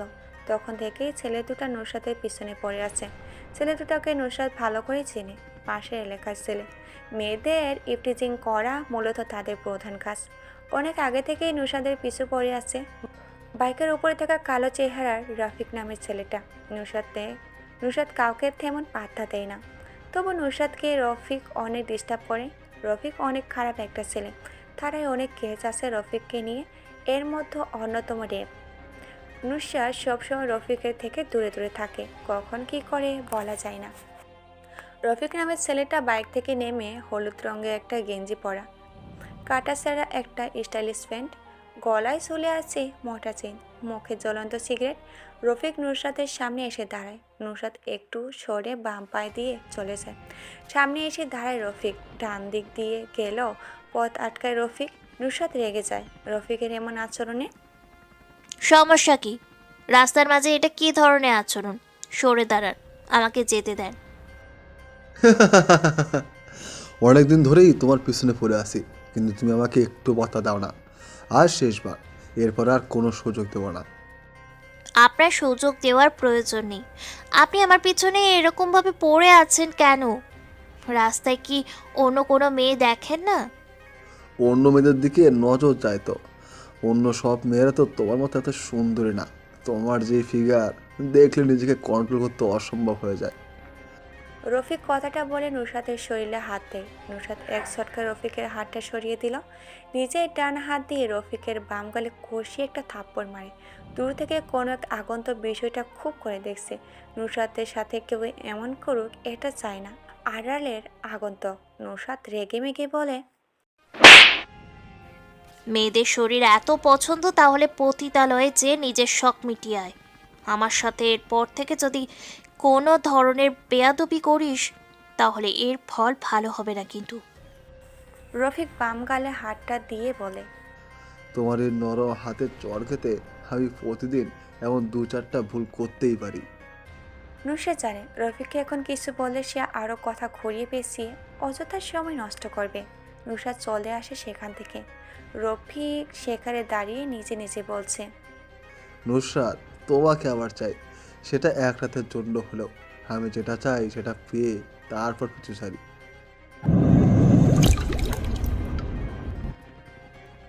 চৌধুরী মঞ্জিলে রিয়ান এক মনে বসে বসে টেবিলে দেওয়া খাবারগুলো খেয়ে যাচ্ছে। সামনে যে ওর মা বাবা বসে আছে সেদিকে রিয়ানের কোনো হুঁশ নেই। রিয়ানের মা বাবা দুজনে রিয়ানের বিয়ের ব্যাপারে অনেক চিন্তিত, কিন্তু রিয়ানের চেহারা এই ব্যাপারে চিন্তার ছেটে ফোটাও নেই। রিয়ান, আমি আর তোমার বাবা যে এতক্ষণ এখানে বসে বসে কথাগুলো বলছি, তুমি কি তা শুনতে পেয়েছো? রিয়ান কথাটা শুনেও না শোনার মতো করে খেয়ে যাচ্ছে। রিয়ানের মুখ থেকে কোনো জবাব না পেয়ে রিয়ানের বাবা রেগে গেলেন। কি হলো রিয়ান, তোমার মায়ের কথার জবাব দিচ্ছ না কেন? এটা কোন ধরনের বেয়াদবি? রিয়ান টেবিলের ওপরে থাকা পানির ভর্তি গিলাসটা হাতে নিয়ে এক ঢুকে সবটুকু পানি পান করে বলতে শুরু করেন, খাবার খাওয়ার সময় যে কথা বলতে হয় না সেটা তোমরা দুজন জানো না, তাহলে কেন আমাকে খাওয়ার সময় প্রশ্ন জিজ্ঞাসা করছো? রিয়ানের বাবা আরিয়ান থমকে যায় নিজের ছেলের এমন উত্তরে। আরিয়ান চৌধুরী একজন বিজনেসম্যান। বিজনেস করতে হলে প্রথম দরকার মস্তিষ্কর বুদ্ধি। একজন বিজনেসম্যান হয়ে থাকে অনেক বুদ্ধিমান। নিজেদের সাথে কঠোর মাইন্ড গেম খেলতে হয়। যে যত বেশি ভালো মাইন্ড গেম খেলতে পারে এ তত তাড়াতাড়ি নিজের কোম্পানিকে বিশ্বের সামনে তুলে ধরতে পারে। ঠিক তেমনই একজন বিশাল মাস্টার মাইন্ড গেমার হচ্ছে আরিয়ান চৌধুরী। সবসময় মাইন্ড গেমারের মতো আচরণ করে, কিন্তু আজ নিজের ছেলেকে প্রশ্ন করে যে উত্তর পেল এতে আরিয়ান মোটেও খুশি হননি। সেটা আমি জানি। এখন তোমার খাওয়া শেষ হয়েছে, তাহলে তোমার মায়ের প্রশ্নের জবাব দাও। এত অস্থির হচ্ছ কেন?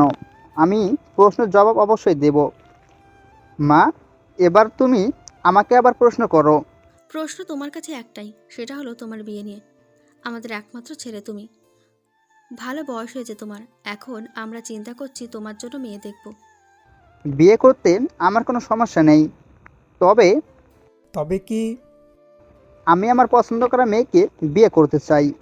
তোমরা জানো আমি একটা মেয়েকে ভালোবাসি, সেটা হলো নুসরাত। আমি বিয়ে করলে নুসরাতকেই করব, অন্য কোনো মেয়েকে না। আমরা তো সেটা মানা করছি না। তুমি তোমার ভালোবাসার মানুষকে বিয়ে করবে, এটা ভালো কথা। নুসরাতের বাসার ঠিকানা দাও, আমরা যে কথা বলে আসি। রিয়ান নুসরাতের বাসার ঠিকানা দিয়ে দেয়। রিয়ান মনে মনে অনেক খুশি। নিজের ভালোবাসার মানুষকে কিছুদিন পরে সারা জীবনের সঙ্গী হিসাবে পেতে যাচ্ছে। কিন্তু নুসরাতের বাবা মা যদি এই সম্বন্ধে রাজি না হয় তাহলে কি হবে? নিজের উপর বিশ্বাস রাখার মানে একজন মানুষ আত্মবিশ্বাসী, সে বিশ্বাস করে নিজের জন্য সঠিক সিদ্ধান্তটা নেওয়ার ক্ষমতা তার আছে। রিয়ান সফল হতে চাইলে সামনে আসা সব চ্যালেঞ্জ মোকাবিলা করতে হবে। চ্যালেঞ্জ বেছে নেওয়ার কোনো সুযোগই নেই। যে কোনো অবস্থায় নিজেকে সঠিকভাবে পরিচালনা করার জ্ঞানী ব্যক্তির কাজ। রিয়ান কখনো হারতে শেখেনি, কষ্ট করে হলেও জিতেছে। এইবার এটা তো নিজের ভালোবাসার মানুষকেই নিজের করে পাওয়ার লড়াই। রাত প্রায় 11টা বেজে 15 মিনিট। রিয়ান নিজের ঘরে আয়নার সামনে দাঁড়িয়ে আছে। চোখে মুখে লেগে আছে রাগের প্রতিছবি। রিয়ান বহুদিন পর আজকে ওর পরিচিত একটা ড্রেস পরেছে। কানাডা যাওয়ার আগে মাঝে মধ্যে রাতে কোনো মিশনের উদ্দেশ্য পরিধান করে যেত সে, কিন্তু কানাডা যাওয়ার পর থেকে কখনো সেই পরিচিত ড্রেসটা পরা হয়নি। আজ আবারও সেই মিশনের উদ্দেশ্যে বের হয়ে যাবে রিয়ান। পরনে তার কালো কালারের একটা জিন্স জ্যাকেট, কালো প্যান্ট, মাথায় লম্বা হোটওয়ালা টুপি, মুখে একটা মাস্ক সাদা কালারের উপর লাল রং ছিটানো। মাস্ক ডিজাইনটা দেখে খুব ভয়ঙ্কর, লাল রঙা একটা মানুষের রক্তের মতো দেখা যাচ্ছে। রিয়ান আলমারির ভেতর থেকে একটা সাদা কালারের মাস্ক বের করে। এমন ধরনের বক্স ডক্টরের সাথে দেখা যায়। আলমারিতে লুকিয়ে রাখা পুরনো পিস্তলটা বের করে কোমরের কভার পয়েন্টে রেখে দেয়। বিছনার উপর থেকে বাইকের চাবিটা নিয়ে রওনা দেয় ভয়ঙ্কর মিশনের উদ্দেশ্যে।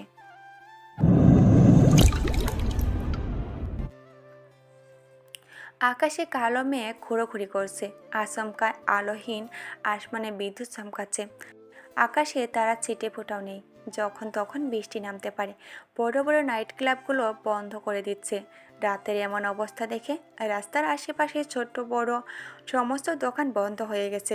নির্জন রাস্তাগুলো একেবারে নীরব হয়ে গেছে। রফিক আর সেলিম নাইট ক্লাব থেকে বেরিয়ে বাসার দিকে যাচ্ছিল। তখনই সামনে দেখতে পায় বাইকের উপরে কেউ বসে বসে মনের সুখে সিগারেট টানছে।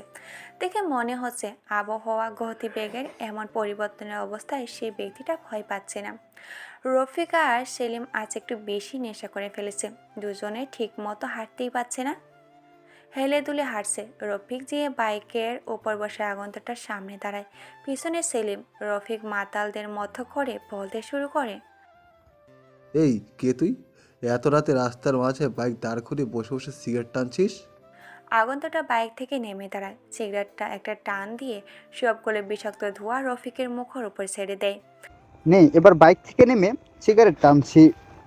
আগন্তর এমন কথা শুনে রফিক রেগে যায়। এই, তুই কোন সাহসে আমার মুখের উপর সিগারেটের ধোঁয়া ছাড়লি? জানিস আমি কে? চাইলে তোকে এখানে মেরে চলে যেতে পারবো। কে তুই ভাই? আমি চিনতে পারছি না তোকে। তুই কি এই এলাকার মাস্তান নাকি? আমি মাস্তান না, আমি আমার ঘরে মাস্তান পুষি। তুই আগে এটা বল, আমার মুখের উপরে সিগারেটের ধোঁয়া ছাড়লি কেন? আমার মুখ, আমার সিগারেট, আমি যা ইচ্ছা তাই করব, তুই বলার কে? সব কিছু তোর থাকলেও এই এলাকা আমার, এখানে আমি যা বলি তাই হয়। তুই মনে হয় আমাকে এখনো চিনতে পারিসনি। বুঝতে পেরেছি, তুই এই এলাকার পাতিমাস্তান। সমস্যা নেই, আমি আবার এইসব পাতিমাস্তান এলাকা থেকে সরানোর জন্য পারদর্শী। আগন্তর ভানিটা যেন রফিকের সহ্যই হয়নি। দৌড়ে গিয়ে আগন্তরটাকে বড় কলারটা টেনে ছাকাতে ছাকাতে বলল, পাতি মাস্তান মানে কি? আমি এই এলাকার বস। শালা, আমার এলাকায় দাঁড়িয়ে আমাকে পাতি মাস্তান বলিস? তোর সাহস দেখে আমি অবাক। এই নীরব নির্জন রাস্তায় তোকে মেরে দিলে কেউ দেখবে না। আগন্তুক শব্দ করে হেসে ওঠে। এমনভাবে হাসছে মনে হচ্ছে রফিক ফান করার মতো কথা বলছে। আগন্তুক নিজের কলার থেকে রফিকের হাতটা ছাড়িয়ে বলতে থাকে, আমি 3টা জিনিস খুব অপছন্দ করি। এর মধ্যে একটা হলো কেউ আমার কলার ধরলে। তুই নিজেও মনে হয় না আমাকে এখনো চিনতে পেরেছিস। কে তুই?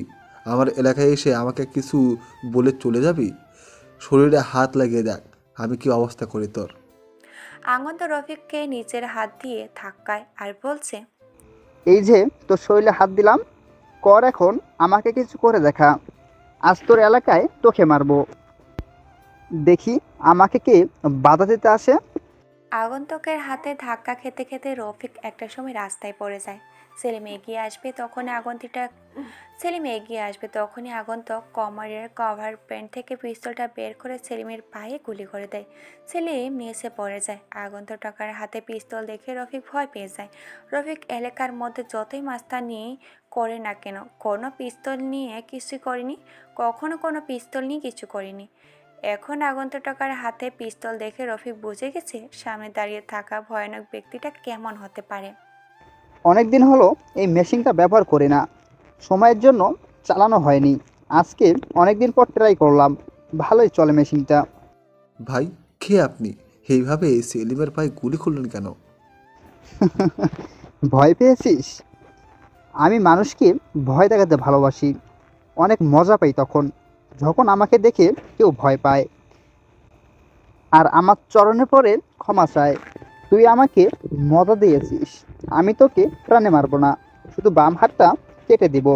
তো আগন্তুকটা পাগলের মতো করে হাসতে হাসতে দৌড়ে গিয়ে বাইকের উপর থেকে একটা বক্স নিয়ে আসে। রফিক আগন্তুক টাকার এমন পাগলামি হাসি দেখে ভয় পেয়ে যায়। আগন্তুক বক্সের ভিতর থেকে ছোট্ট একটা ধারালো অস্ত্র বের করে। অস্ত্রটা দেখে মনে হচ্ছে অনেক ধারালো, শক্ত, কোনো কিছুর মুহূর্তের মধ্যে কেটে যাবে। কি করতে চাচ্ছে এই আগন্তুকটা জানা নেই রফিকের। ভাই, এটা বের করছেন কেন? কি করবেন এটা দিয়ে? যা ইচ্ছে করেন আমাকে, কিন্তু কিছু করবেন না। তোকে কিছু করব না তো, শুধু তোর ওই নোংরা হাতটা কেটে ফেলবো। কেমন লাগবে বলতো? আমার ভাবতেই কেমন যেন লাগছে। রফিক নিজের হাত দুটো পিছনে নিয়ে নেয়। এই পাগল আগন্তুকের বিশ্বাস নেই। আগন্তুক ডান হাত থেকে অস্ত্রটা বাম হাতে নিয়ে রফিকের সাথে জড়াজড়ি করছে। এক পর্যায়ে এমন একটা কিছু ঘটাবে তা বিশ্বাসই হচ্ছে না রফিকের। এই শোনো না, প্রতিদিন ভালোবাসার নতুন নতুন গল্প পেতে ও শুনতে চাইলে আমাদের আলোর ডায়েরি চ্যানেলটি সাবস্ক্রাইব করে পাশে থাকা বেল আইকনটি বাজিয়ে দিও, কেমন? আগন্তুক আজকে হিংস্র রূপ নিয়েছে। নিজেকে মনে হচ্ছে কোনো আক্রমণ ভাগে নির্যাতন হিংস্র পশু। দেখ রফিক, বাম হাতটা সামনে নিয়ে আয়, নয়তো আমি ধরতে পারলে 2টা হাতেই কেটে দেব। আমি যেটা বলি সেটাই করি, দে হাতটা দে বলছি। রফিক কোনো অবস্থায় নিজের হাত দিতে প্রস্তুত না। অনেকক্ষণ জোরাজোরি করার পর আগত রফিকের বাম হাতটা ধরার সক্ষম হয়। সবার চোখের পলকের আগে আগন্তর অস্ত্রটা দিয়ে রফিকের বাম হাতটা কেটে ফেলে। রফিক জোরে চিৎকার করে ওঠে, কিন্তু রফিকের চিৎকার শুনে কেউ আজ তাকে বাঁচাতে আসবে না। আগন্ত উচ্চস্বরে পাগলের মতো হাসতে থাকে।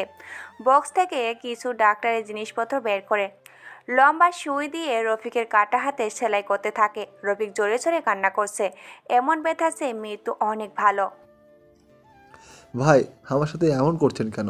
কি কারণে আমার সাথে অমানবিক নির্যাতন করছেন? কথাটা শোনা মাত্রই আগন্ত রফিকের কাটা হাতে লম্বা মোটা সুইটা চেপে ধরে। রফিক আজ যতই কান্না করুক না কেন, কেউ সাহায্য করতে আসবে না। শুনবি কেন আজ তোর হাতটা কেটেছি? তাহলে শোন, তুই আজকে দুপুরের দিকে রাস্তায় নুসরাতের সাথে খারাপ ব্যবহার করেছিস, নুসরাতের শরীরে খারাপ উদ্দেশ্য নিয়ে হাত দিয়েছিলি, মনে আছে? নাকি এখন মায়ের ভয়ে সব ভুলে গেছিস? ভাই, আমি নুসরতকে ভালোবাসি। অনেক দিন ধরে পিছনে পড়ে আসি, আমাকে পাত্তাই দেয় না। আজ দুপুরে চিন্তা করেছিলাম মালটাকে উঠিয়ে নিয়ে আসবো। আগন্তুক রফিকের মুখটা চেপে ধরে বলে, সাহস তোর কম না। তুই আমার নুসরাতকে মাল বলে অখ্যাতি করেছিস, আবার সবচেয়ে বড় ভুল করেছিস, নুসরাতের পবিত্র শরীরে তোর নোংরা হাত দিয়ে স্পর্শ করেছিস। ভাই, কে আপনি? মুখ থেকে মাস্কটা সরান, আমি আপনাকে দেখতে চাই। আমি কাউকে আমার মুখ দেখাই না। আমি অনেক ভয়ঙ্কর মানুষ। আমাকে দেখার জন্য তোর অনেক সাধন করতে হবে। ভাই, আপনি নুসরতে কি হন? কীভাবে নুসরতকে চিনেন আপনি? নুসরাত আমার বেঁচে থাকার জন্য একমাত্র সম্বল। আমার পৃথিবী নুসরাতকে ঘিরে। আমি নুসরাতকে ভালোবাসি, অনেক ভালোবাসি, কিন্তু সে আমাকে ভালোবাসে না। আগন্তুক কথাটা বলে কান্না শুরু করে দেয়। এমনভাবে কান্না করছে যেন কোনো ছোট বাচ্চা খাবারের জন্য কান্না করে, মায়ের কাছে আবদার করছে। রফিক এখনও বুঝে উঠতে পারছে না লোকটা কি মাথায় কোনো সমস্যা আছে। তবে আগন্তকটা যে সাইকো এটা বুঝে গেছে রফিক। ভাই, আপনি একটা মেয়ের জন্য আমার হাত কেটে দিয়েছেন। আপনি যদি আমাকে আরও আগে বুঝিয়ে বলতেন তাহলে আমি সেটা মেনে নিতাম। তুই শুধু নুসরাতের শরীরে হাত দিসনি, আরও কত মেয়ের জীবন তুই নষ্ট করেছিস। এখন থেকে আর কোনো দিন মেয়েদের দিকে তাকাইলে যেন আমার কথা মনে পড়ে, তাই হাতটা কেটে দিয়ে গেলাম। আগন্তুকটা সেখানে আর দাঁড়ায় না, বক্সটা হাতে নিয়ে বাইকের কাছে আসে। সেলিম অজ্ঞান হয়ে নিচে পড়ে আছে। রফিক নিজের কাটা হাতের দিকে তাকায় ভয় পেয়ে যায়। কেমন ভয়ানক সাইকো টাইপের লোকটা। হাত কেটে ফেলার সময় নিজের বিবেকে একটু বাঁধেনি। গুটি গুটি বৃষ্টি শুরু হয়েছে। আজকে মনে হচ্ছে গ্রীষ্মর প্রথম বৃষ্টির রাত। আগন্ত আর পিছনের দিকে তাকায় না, তাকালে হয়তো দেখতে পেত রফিকের আর্তনাদের চিৎকার। সকাল 9:32 নুসরাত কলেজের উদ্দেশ্যে রওনা দেয়। আজকে অনেক দেরি হয়ে গেছে মনে হয়। নুসরাত প্রতিদিন এই রাস্তা দিয়ে কলেজে যায়, আর আসার সময় আসে রাস্তার পাশে ছোট একটা বস্তি, যেখানে অসহায় গরিব দুঃখী মানুষের বসবাস। এই জগতে ধনী ও গরিব নামে দুটা মানুষের শ্রেণী রয়েছে। ধনীরা গরিবের সাথে কোনো রকম আত্মীয়তা করতে চায় না, গরিবরা বড় নিষ্ঠুরতার শিকার, চাইলেও ভালো কিছু আশা করতে পারে না। নুসরাতের বড় মামা একজন রাজনৈতিক নেতা। তিনি নেতা হওয়া সত্ত্বেও গরিবের প্রতি কোনো মায়া দয়া নেই। গরিবের হক নিজের কোষাগারে জমা করে। এই কারণে মূলত নুসরাত তার বড় মামাকে পছন্দ করেন না। সমাজে এমন অনেকেই আছে যারা অন্যজনের হক মেরে খাচ্ছে। নুসরাত সবচেয়ে বেশি অপছন্দ করে এটা। কথাগুলো ভাবতে ভাবতে নুসরাত কলেজ ক্যাম্পাসে প্রবেশ করে। অন্যদিনের মতো আজও সবাই বসে বসে কৃষ্ণচূড়া গাছের তলায় আড্ডা দিচ্ছিল। নুসরাত গিয়ে একপাশে বসে পড়ে। নুসরাতের উজ্জ্বলহীন চেহারা দেখে মিম বলে ওঠে, নুসরাত, কি হয়েছে? কিছুদিন যাবত লক্ষ্য করছি তুই কেমন যেন হয়ে গিয়েছিস। আগের মতো আমাদের সাথে কথা বলিস না, আড্ডা দিচ্ছিস না, ব্যাপার কি? নুসরাত মিমের দিকে তাকায়। মিমটা নুসরাতের অনেক খেয়াল রাখে। ছোট থেকে মিমের সাথে নুসরাত বেড়ে ওঠা। নুসরাত মিমকে প্রতি উত্তরে একটা উদাসীন মুচকি হাসি দিয়ে বলে, আমার আবার কি হবে, সব কিছু ঠিক আছে। আর এখন পড়াশোনা নিয়ে একটু বেশি ব্যস্ত, তাই তোদের সাথে আড্ডা দিতে পারি না রে। নুসরাত, কালকে যে রিয়ান স্যার ওনার কেবিনে ডেকেছে, কি বলেছে উনি? নুসরাত এটারই ভয় পাচ্ছিল এতক্ষণ। অবশেষে জান্নাত জিজ্ঞাসা করেই ফেলল গতকালের কথা। নুসরাত জানে ফ্রেন্ড সার্কেলের ভিতর জান্নাতেই একমাত্র মেয়ে যে এমন প্রশ্ন করতে পারে। নুসরাত নিজের মুখটাকে একটু চওড়া করে বলতে থাকে, বেশি কিছু বলেনি স্যার, 2 দিন কেন কলেজে আসেনি এটাই শুধু জিজ্ঞেস করছেন, আর আমার সম্পর্কে কিছু তথ্য। আমার বিশ্বাসই হয় না। শুধু এই কথাগুলো ডাকার জন্য রিয়ান স্যার নিজের কেবিনে ডেকেছিল? তোর কি মনে হলো সেটা ছেড়ে আমার কোনো লাভ নেই, আমি আমারটা নিজেই ভালো বুঝি। তুই তাহলে স্যারের রুমে এতক্ষণ কি করছিলি? আমি অনেকক্ষণ যাবৎ লক্ষ্য করছিলাম, প্রায় 25 মিনিট ধরে তুই স্যারের রুমে ছিলি। এতক্ষণ কি শুধু ওই সকল কথাই বলছিল? নুসরাত জান্নাতের কথা শুনে বকা হয়ে যায়। বিচক্ষণভাবে মেয়েটার প্রশ্নটা করে ফেলেছে। আচমকায় কাউকে এমন অবাক করা প্রশ্ন করে চিন্তায় ফেলে দিতে পারবে জান্নাত। নুসরাত এবার কি বলবে নিজের শঙ্কায় আছে। কেন যে রিয়ান স্যার এতক্ষণ তার নিজের কেবিনে আটকে রেখেছিল ভাবতেই নুসরাতের চুলগুলো টেনে ছিঁড়তে মন চাচ্ছে। নুসরাত আমতা আমতা করে বলতে থাকে, তুই মনে হয় ভুল দেখেছিস। আমি এত সময় ধরে স্যারের কেবিনে কি করব? আমি আরও আগে বেরিয়ে চলে এসেছি। তুই যে মিথ্যা কথা বলছিস এটা আমি বুঝে গেছি। অযথা এত ঘুরিয়ে পেঁচিয়ে না বলে আমাদেরকে বলে দে সত্যি কথাটা। নুসরাত ঘেমে যাচ্ছে। এখন সত্যি কথা বলা ছাড়া আর কোনো উপায় নেই। কিন্তু সত্যি কথা বলতে গেলে সবাই কি ভাববে নুসরাতকে নিয়ে? যার যা ইচ্ছা তাই ভাবুক, এতে নুসরাতের কি? সে যখন কোনো ভুল ত্রুটি করেনি তাহলে সত্যি কথা বলতে সমস্যা কোথায়? নুসরাত মুখ ফুটে কিছু বলতে যাবে এর আগেই পাশে বসে থাকা নীল রঙের ড্রেস পরা মিম বলে, জান্নাত, আমি ইদানিং লক্ষ্য করছি তুই নুসরাতের পেছনে খুব বাজেভাবে পড়ে আছিস। নুসরাত কখন কি করছে না করছে এটা নিয়ে তুই অনেক প্রশ্ন জিজ্ঞেস করছিস তাকে। কেন? আমি কি নুসরাতকে কিছু জিজ্ঞেস করতে পারি না? বান্ধবী হিসাবে এই দায়িত্বটা তো আমার নেই? জিজ্ঞেস করতে পারিস, কিন্তু একটা মেয়ে যখন বলছে তার কোনো সমস্যা নেই তাহলে কেন তুই বারবার জিজ্ঞেস করে অন্যকে বিরক্ত করিস? দেখো মিম, আমি বুঝতে পারছি নুসরাতের কোনো সমস্যা, তাই আমি নুসরাতকে জিজ্ঞেস করলাম মাত্র সমস্যাটা কি।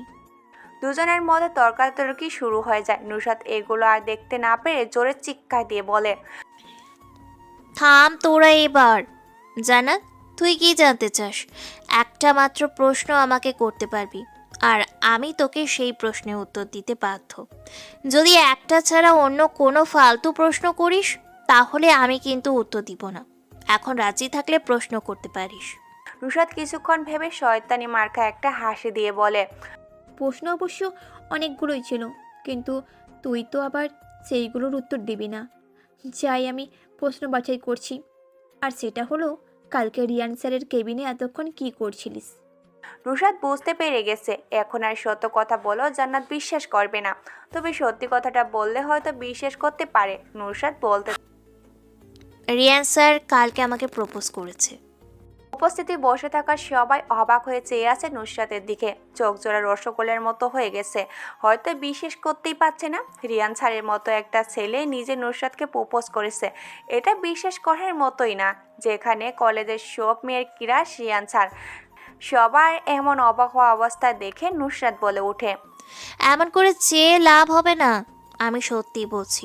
রিয়ান স্যার আমাকে প্রপোজ করেছে কালকে। নুসরাতের এমন কথাও এখন সবাইকে বিশ্বাস করতে হবে। জান্নাত একটু মেজাজ দেখে নুসরাতকে বলে, তুই এটা বললেই আমার শ্বশুর করে বিশ্বাস করে নেব? প্রথমে আমি নিজেই বিশ্বাস করতে পারছিলাম না।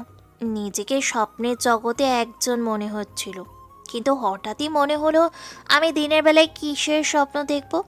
নিজেকে স্বাভাবিক করে দেখলাম রিয়ান স্যার আমার উত্তর শোনার জন্য অধীর আগ্রহে বসে আছে। কিন্তু এটা কি করে সম্ভব? রিয়ান স্যারের মতো এমন একটা হ্যান্ডসাম ছেলে যার জন্য কত মেয়েরা পড়ে আছে, আর সে কিনা নুসরাতকে প্রপোজ করেছে? কেন? আমাকে প্রপোজ করেছে বলে কি তোর চলছে? জ্বলবে কেন? আমি কি একবারও বলেছি নাকি যে রিয়ান স্যার তাকে প্রপোজ করেছে বলে আমার হিংসা হচ্ছে? কি বলিস কি? কিন্তু তোর চেহারা দেখে মনে হচ্ছে তুই আমার প্রতি বেশ রেগে আছিস। রাখবো না কেন সেটা বল। আমাদের বান্ধবী নতুন প্রেম করবে আর আমরা সেটা জানবো না? আমাদেরকে জানাবার প্রয়োজন মনে করলো না ও? আরে আমি কি বলেছি রিয়ান স্যারের সাথে রিলেশনে জড়াবো? আমি বলে দিয়ে এসেছি বাসা থেকে এমন সম্পর্ক মেনে নিবে না। নুসরাত, তোর চেহারায় ফুটে উঠেছে রিয়ান স্যারের প্রতি ভালোবাসার প্রতীক। আমার মনে হয় তুই নিজেও স্যারকে ভালোবেসে ফেলেছিস। নুসরাত আর জান্নাত দুজনের মধ্যে বসে থাকা মিম এতক্ষণ তাদের বিরক্তিকর কথাগুলি শুনছিল। বেশ খানিকক্ষণ পর মিম রেগে বলে, কি শুরু করেছিস তোরা দুজন? একটা বিষয় নিয়ে এত ঝামেলা করছিস কেন? আমি এটাই বুঝতে পারছি না। নুসরাতকে স্যার প্রপোজ করেছে, এখন নুসরাত স্যারকে রিজেক্ট করে দিয়েছে, শেষ, এখানেই শেষ বিষয়টা। তা না করে এটা নিয়ে তোরা দুজনে ঝামেলা বাঁধিয়েছিস। ঝামেলা কোথায় হচ্ছে? আমরা একটা সিরিয়াস বিষয় নিয়েই কথা বলছি, এটাকে ঝামেলা করা বলছিস কেন তুই? সিরিয়াস বিষয়টা যদি এমনই হতো তাহলে এত জোরে জোরে না বলে কোনো ফাঁকা জায়গায় বসে কথা বলতে পারতি। কলেজের সবাই কি এখানে এসে আমাদের কথা শুনছে? আমরা আমাদের মতোই তো কথা বলছি। এটা আমি বুঝতে পারছি না, নুসরাত কার সাথে প্রেম করে বা না করে এটা নিয়ে তোর এত মাথা ব্যথা কেন? তুই যে সজীবের সাথে রিলেশনশিপে আছিস এটা নিয়ে কি আমরা কেউ কিছু বলেছি? নুসরাত জানে জান্নাত এখনও সিঙ্গেল, কিন্তু মিমের থেকে এখন শুনেছে জান্নাত সজীব নামের কোনো ছেলের সাথে রিলেশনশিপে জড়িয়ে আছে। নুসরাত জান্নাতকে উদ্দেশ্য করে বলে, জান্নাত, এটা কি সত্যি তুই সজীব নামের কোনো ছেলের সাথে প্রেম করিস? কেন, তুই জানিস না এটা? না, আমি কিভাবে জানবো? আমাকে তো জান্নাত এই ব্যাপারে তেমন কিছু বলেনি। নুসরাত, আমি আসলে তোকে বলতাম, কিন্তু হঠাৎই একদিন সজীব আমাকে প্রপোজ করে বসে। আর আমিও সজীবকে মনে মনে পছন্দ করতাম, তাই সজীবকে অ্যাকসেপ্ট করে ফেলেছি। এই কারণেই আর বলা হয়নি। সমস্যা নেই, আর এখন চল, সবাই ক্লাসে সময় হয়ে এসেছে। দোতলায় দক্ষিণ পাশে ক্লাসরুমটা নুসরাতদের। সবাই গাছতলা থেকে উঠে দাঁড়ায় আর ক্লাসের দিকে অগ্রসর হয়। অঙ্কের টিচারগুলো খুব গম্ভীর আর রহস্যময় হয়ে থাকে। রিয়ান স্যার তাদের থেকে ব্যতিক্রম নয়, সে নিজেও বেশ গম্ভীর মুখ হয়ে ক্লাস করান। তবে রিয়ান স্যার যতই গম্ভীর হয়ে থাক না কেন, ক্লাসের সবগুলো মেয়ে এক দৃষ্টিতে তাকিয়ে থাকে। নুসরাতের কেমন যেন লাগে, রিয়ান স্যারের দিকে মেয়েরা তাকালে নুসরাতের এমন লাগে। কিন্তু কেন? এটা কি খানিকের ভালো লাগা নাকি ভালোবাসার মায়ার টানে? কোনটা হবে বুঝতে পারছে না নুসরাত। রিয়ান স্যার আজকে ক্লাসে একবারও নুসরাতের দিকে তাকায়নি। নুসরাত পুরো ক্লাসে লক্ষ্য করেছে বিষয়টা। নুসরাত ভাবতে থাকে, হয়তো কালকে রিয়ান স্যারের দেওয়া প্রপোজাল রিজেক্ট করে দেওয়ার কারণে এমনটা করেছে তিনি। কিন্তু এটা কিভাবে সম্ভব? একটা ছেলে একটা মেয়েকে সত্যি সত্যি ভালোবাসলে এত তাড়াতাড়ি করে কিভাবে ভুলে যেতে পারে? নুসরাত এগুলো ভাবছিল, তখনই পাশে থাকা মিম তাকে আস্তে করে ধাক্কা দিয়ে বলতে থাকে, হ্যাঁ নুসরাত, কি হলো তোর? ক্লাস শেষ হয়ে গেছে তো, আর কতক্ষণ এভাবে চুপ হয়ে বসে থাকবি? মিমের কথায় ধ্যান ভাঙে নুসরাতের।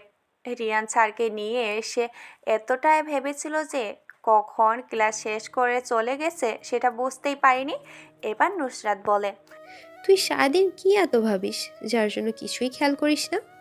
আমি নিজেও জানি না কি এত চিন্তা করি আমি। তোরা সবাই আমার জন্য অপেক্ষা করিস না, আমি একটু রিয়ান স্যারের কেবিনে যাব, তোরা চলে যা। নুসরাত আর কাউকে কিছু বলতে না দিয়ে দৌড়ে রিয়ান স্যারের কেবিনে যেতে থাকে। অনুমতি ছাড়াই নুসরাত রিয়ান স্যারের কেবিনে প্রপোজ করে, যে এমন কিছু দেখবে যা নুসরাত ভাবতেও পারেনি। নুসরাত রিয়ান স্যারের কেবিনে প্রপোজ করে। রিয়ান স্যারের হাতে কলেজের সবচেয়ে সুন্দর টিচার অর্পা ম্যাডাম হাত ধরে বসে আছে। অর্পা ম্যাডাম এখনও সিঙ্গেল, মনের মতো কোনো ছেলে পায় না বলে ম্যাডাম এখনও বিয়ের শেষ সাজেনি। অপর্বা ম্যাডামের বয়স প্রায় 30-এর কাছাকাছি, কিন্তু ম্যাডামকে দেখে কোনোভাবে বোঝা যায় না ওনার বয়স এত। বলতে গেলে কলেজের সব ছেলেগুলো ম্যাডামকে ইমপ্রেস করার ধান্দায় থাকে, কিন্তু ম্যাডাম কাউকে তেমন পাত্তা দেয় না।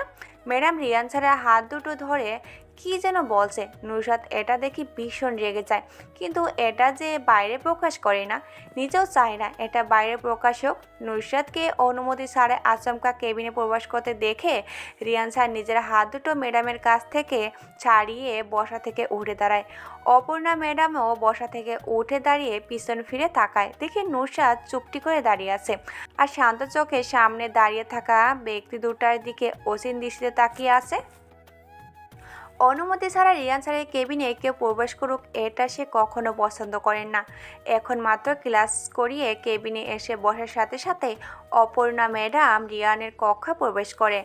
রিয়ান কলেজে আসার পর থেকে সে একটা বিষয় লক্ষ্য করেছে, সেটা হলো এই অপর্ণা ম্যাডাম রিয়ানের দিকে কেমন দৃষ্টিতে যেন তাকিয়ে থাকে। রিয়ান অপর্ণা ম্যাডামের কাছ থেকে যতটা পারে দূরে দূরে থাকার চেষ্টা করে।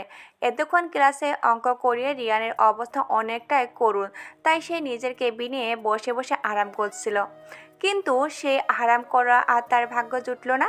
অপর্ণা ম্যাডাম এসে হাত ধরে বলতে থাকে, রিয়ান স্যার বাসা থেকে আমাকে বিয়ের জন্য অনেক চাপ দিচ্ছে।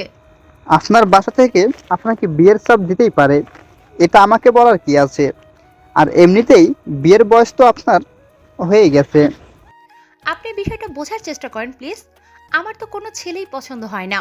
এই পর্যন্ত বাবা মা আমাকে কত ছেলে দেখিয়েছেন, কিন্তু আমার কাউকে পছন্দ হয় না। এবার বাবা মা আমাকে বিয়ে দিয়েই ছাড়বেন। কাউকে পছন্দ হয় না মানে কি? দেশে কি ছেলের অভাব পড়েছে নাকি? একটা ভালো ছেলে দেখে বিয়ে করে নেন। চোখের সামনে ভালো ছেলে রেখে দেশ ঘুরে ছেলে খুঁজতে হবে কেন আমার? আমি আমার জীবনসঙ্গী হিসেবে একজনকে পছন্দ করেছি। বাহ, বেশ ভালোই তো। তা আপনার সেই নম্র ভদ্র ভালো ছেলেটা কে, কোথায় থাকে? আপনি কি আমার কথার ইঙ্গিতে কিছু বুঝতে পারছেন না? আপনার কথার ইঙ্গিতে কথা আমি বুঝে কি করব? আর তাছাড়াও আমি মানুষের চোখের ইশারা, মুখের কথার ইঙ্গিত কিছুই বুঝতে পারি না। তাহলে আমি আপনাকে বুঝিয়ে বলি। আমি আমার জীবনসঙ্গী হিসেবে আপনাকে চাই। আমার দেখা চোখে আজ পর্যন্ত আপনার মতো কাউকে পাইনি। আমি আজই যেয়ে বাবা মাকে বলতে চাই আপনার কথা। কি? আমি? এটা কি করে সম্ভব? আমি কখনো আপনার এমন প্রস্তাবে রাজি হব না। আপনি এখন আমার কেবিন থেকে যেতে পারেন। প্লিজ প্লিজ এমন কথা বলবেন না। আমি আমার জীবনসঙ্গী হিসেবে আপনার মতো এমন কাউকে এতদিন খুঁজতেছিলাম। আমি আজ সেটা পেয়েও তা হারিয়ে ফেলতে হচ্ছে। রিয়ান কিছু বলতে যাবে তখনই রুশরাত কেবিনে দরজা ঠেলে প্রবেশ করে। এটা দেখে রিয়ান অপূর্বা ম্যাডামের হাত ছেড়ে দিয়ে উঠে দাঁড়ায়।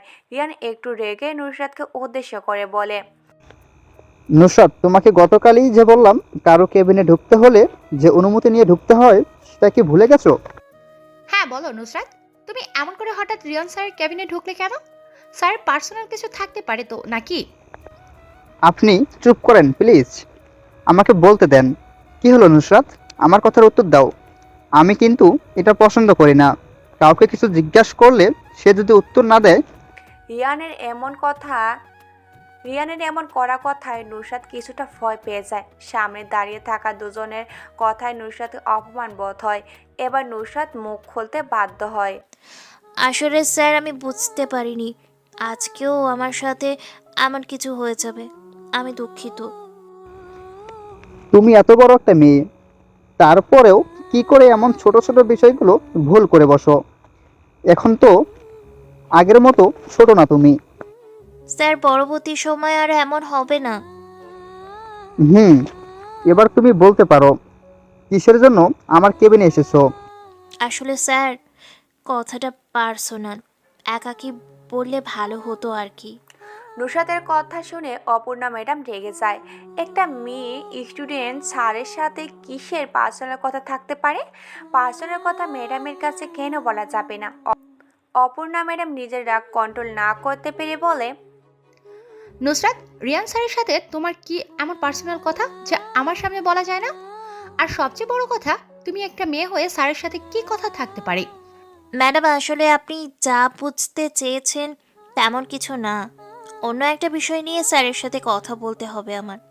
আর সবথেকে বড় কথা, যেই বিষয়টা নিয়ে কথা বলবো সেটা স্যারের উদ্দেশ্যে প্রয়োজনীয় কথা। এখন স্যার যদি অনুমতি দেয় তাহলে আমি এক্ষুনি বলতে পারি। আমার ব্যাপারে? আচ্ছা, এখানে ম্যাডামের সামনে বলো, আমার কোনো সমস্যা নেই। এই তো রিয়ান স্যার অনুমতি দিয়েছেন নুসরাত, তুমি এবার বলো কি বলবে। নুসরাত রিয়ানের দিকে তাকিয়ে একটা হাসি দেয়। হয়তো রিয়ান এখনো বুঝতে পারেনি ব্যাপারটা। বোকার মতো করে বলে দিয়েছে নুসরাতকে। নুসরাত বলতে থাকে, স্যার আপনার আর আমার সম্পর্কে বাসায়। নুসরাত আর কিছু বলতে পারে না। রিয়ান তাড়াতাড়ি করে এসে নুসরাতের মুখ চেপে ধরে। হয়তো এবার রিয়ান বুঝতে পেরেছে তখন কেন নুসরাত পার্সোনালভাবে কথা বলতে চেয়েছিল। অপর্ণা ম্যাডামের সামনে এই সম্বন্ধে কোনো কিছু বললে ম্যাডাম সন্দেহ করবে। নুসরাত নিজের হাত দিয়ে রিয়ানের কাছ থেকে ছুটে দূরে গিয়ে দাঁড়ায়। রিয়ান এবার বলে, নুসরাত, তুমি না হয় পরে এক সময় এই ব্যাপারে আমার সাথে কথা বইলো, এখন আর কিছু বলতে হবে না। রিয়ান স্যার, এটা কি হলো? আপনি নুসরাতের মুখ এভাবে চেপে ধরছিলেন কেন? আর নুসরাতকে পুরো কথা বলতে দিননি কেন? এমনি। আর আমি বুঝতে পারছি কথাটা আমার পার্সোনাল। আপনার পার্সোনাল কথা কি আমি শুনতে পাই না? আমার পার্সোনাল কথা আপনি শুনবেন কেন? কথাটা আমার আর নুসরাতের মধ্যেই সীমাবদ্ধ থাকবে। অপর্ণা ম্যাডাম কিছু বলতে যাবে এর আগেই নুসরাত বলতে থাকে। স্যার, কখন সময় হবে আপনার? আজকের মধ্যে কিন্তু কথাটা শুনতে হবেই আপনার। নুসরাত, তুমি এক কাজ করতে পারো, বিকেলের দিকে তোমাদের বাসার পাশে যে পার্কটা আছে সেখানে চলে এসো, আমি উপস্থিত থাকবো। এখন তুমি যেতে পারো। রিয়ানের কথা মতো নুসরাত কেবিন থেকে বেরিয়ে যায়। নুসরাত যাওয়ার সময় অবশ্য অপূর্ণা ম্যাডাম ডাকছিল, কিন্তু নুসরাত সেদিকে খেয়ালে করেনি। নুসরাত যাওয়ার পরে অপূর্ণা ম্যাডাম বলতে থাকে, এটা কি হলো? নুসরাতকে এভাবে চলে যেতে দিলেন কেন? আর আপনার এবং নুসরাতের সম্পর্ক, এগুলোর মানে কি? আমি কিছুই বুঝতে পারছি না। ম্যাডাম, আপনাকে কিছু বুঝতে হবে না, যা বোঝার আমি বুঝে গেছি। দেখেন রিয়ান, আমি আপনাকে বলে দিচ্ছি, আপনার আর নুসরাতের মধ্যে কোনো সম্পর্ক থাকলে তা ভেঙে ফেলেন। এবার কিন্তু বেশি বেশি হয়ে যাচ্ছে। আপনি আমার ব্যাপারে একটু বেশি চিন্তা ভাবনা করছেন। আমার আর নুসরাতের মধ্যে অনেক আগে থেকেই সম্পর্ক গড়ে উঠেছে। এখন আমি আপনার কথায় শুধু শুধু কেন এমন একটা পবিত্র সম্পর্ক ভেঙে ফেলবো বলেন? অপর্ণা মাথাটা নিচু করে ফেলে। সত্যি তো, একটা সম্পর্ক গড়ে তোলা যতটা সহজ, ভাঙ্গা তার থেকে অনেক কঠিন। অপর্ণা রিয়ানকে প্রথম দেখাতেই ভালো লেগে গেছে। এখন সে ভালো লাগাটা অন্যরূপ ধারণ করেছে, কিন্তু মাঝপথে এসে এভাবে আটকে যাবে ভাবতে পারে না অপর্ণা। সেই সময়টা তেমন কঠিন নয় যখন চোখ দিয়ে পানি পড়ে, কিন্তু ওই সময়টা খুবই কঠিন যখন চোখের পানি লুকিয়ে রেখে হাসতে হয়। অপর্ণা ছোট করে একটা হাসি দেয়, যে হাসিতে লেগে আছে কষ্ট আড়াল করা উজ্জ্বলহীন হাসি। বাস্তবতা এতটাই কঠিন যে কখনো কাউকে বুকের ভিতরে গড়ে তোলা বিন্দু বিন্দু ভালোবাসা অসহায় হয়ে পড়ে, সঙ্গ দেয় না নিজের সাথে। রিয়ান নিজেও কিছুটা বুঝতে পারছে না অপর্ণা ম্যাডামের আড়াল করা হাসির মানে।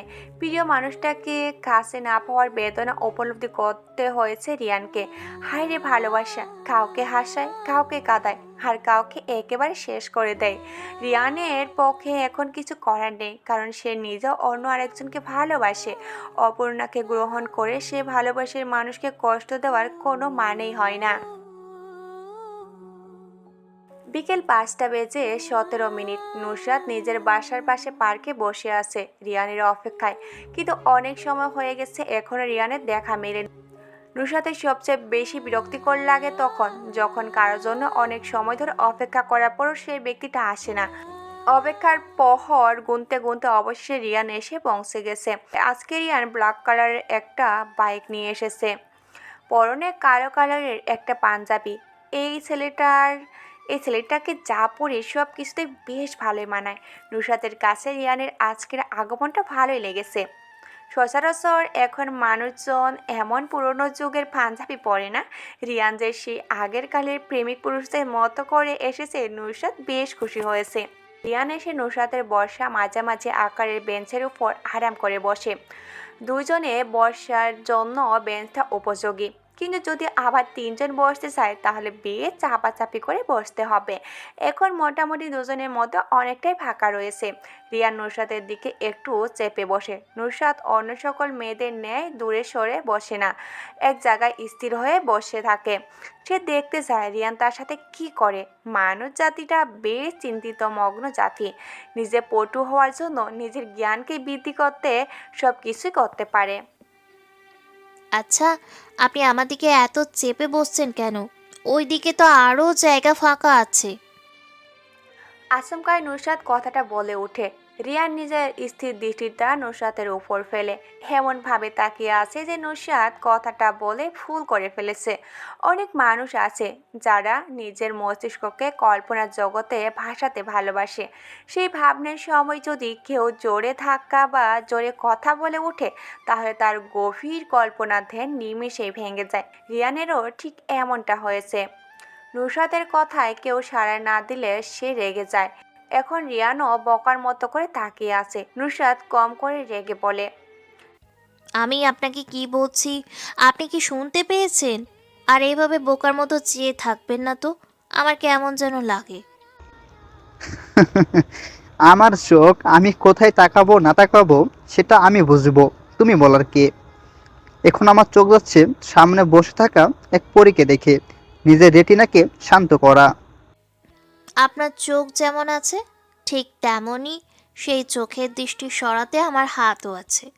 একটা মেরে চোখ জোড়া বন্ধ করে দিব বলে দিলাম। আমি তোমার শিক্ষক হই, সম্মান দিয়ে কথা বলো। হ্যাঁ, আসছে আমার শিক্ষক হিসেবে। যখন স্যার হয়ে ছাত্রীকে প্রপোজ করেছেন তখন এই কথা মনে ছিল না? রিয়ান বোকা বনে যায়, নিজের বলা কথায় নিজেই ফেঁসে গেছে। নুসরাতের কাছ থেকে এমন উত্তর আশা করেনি।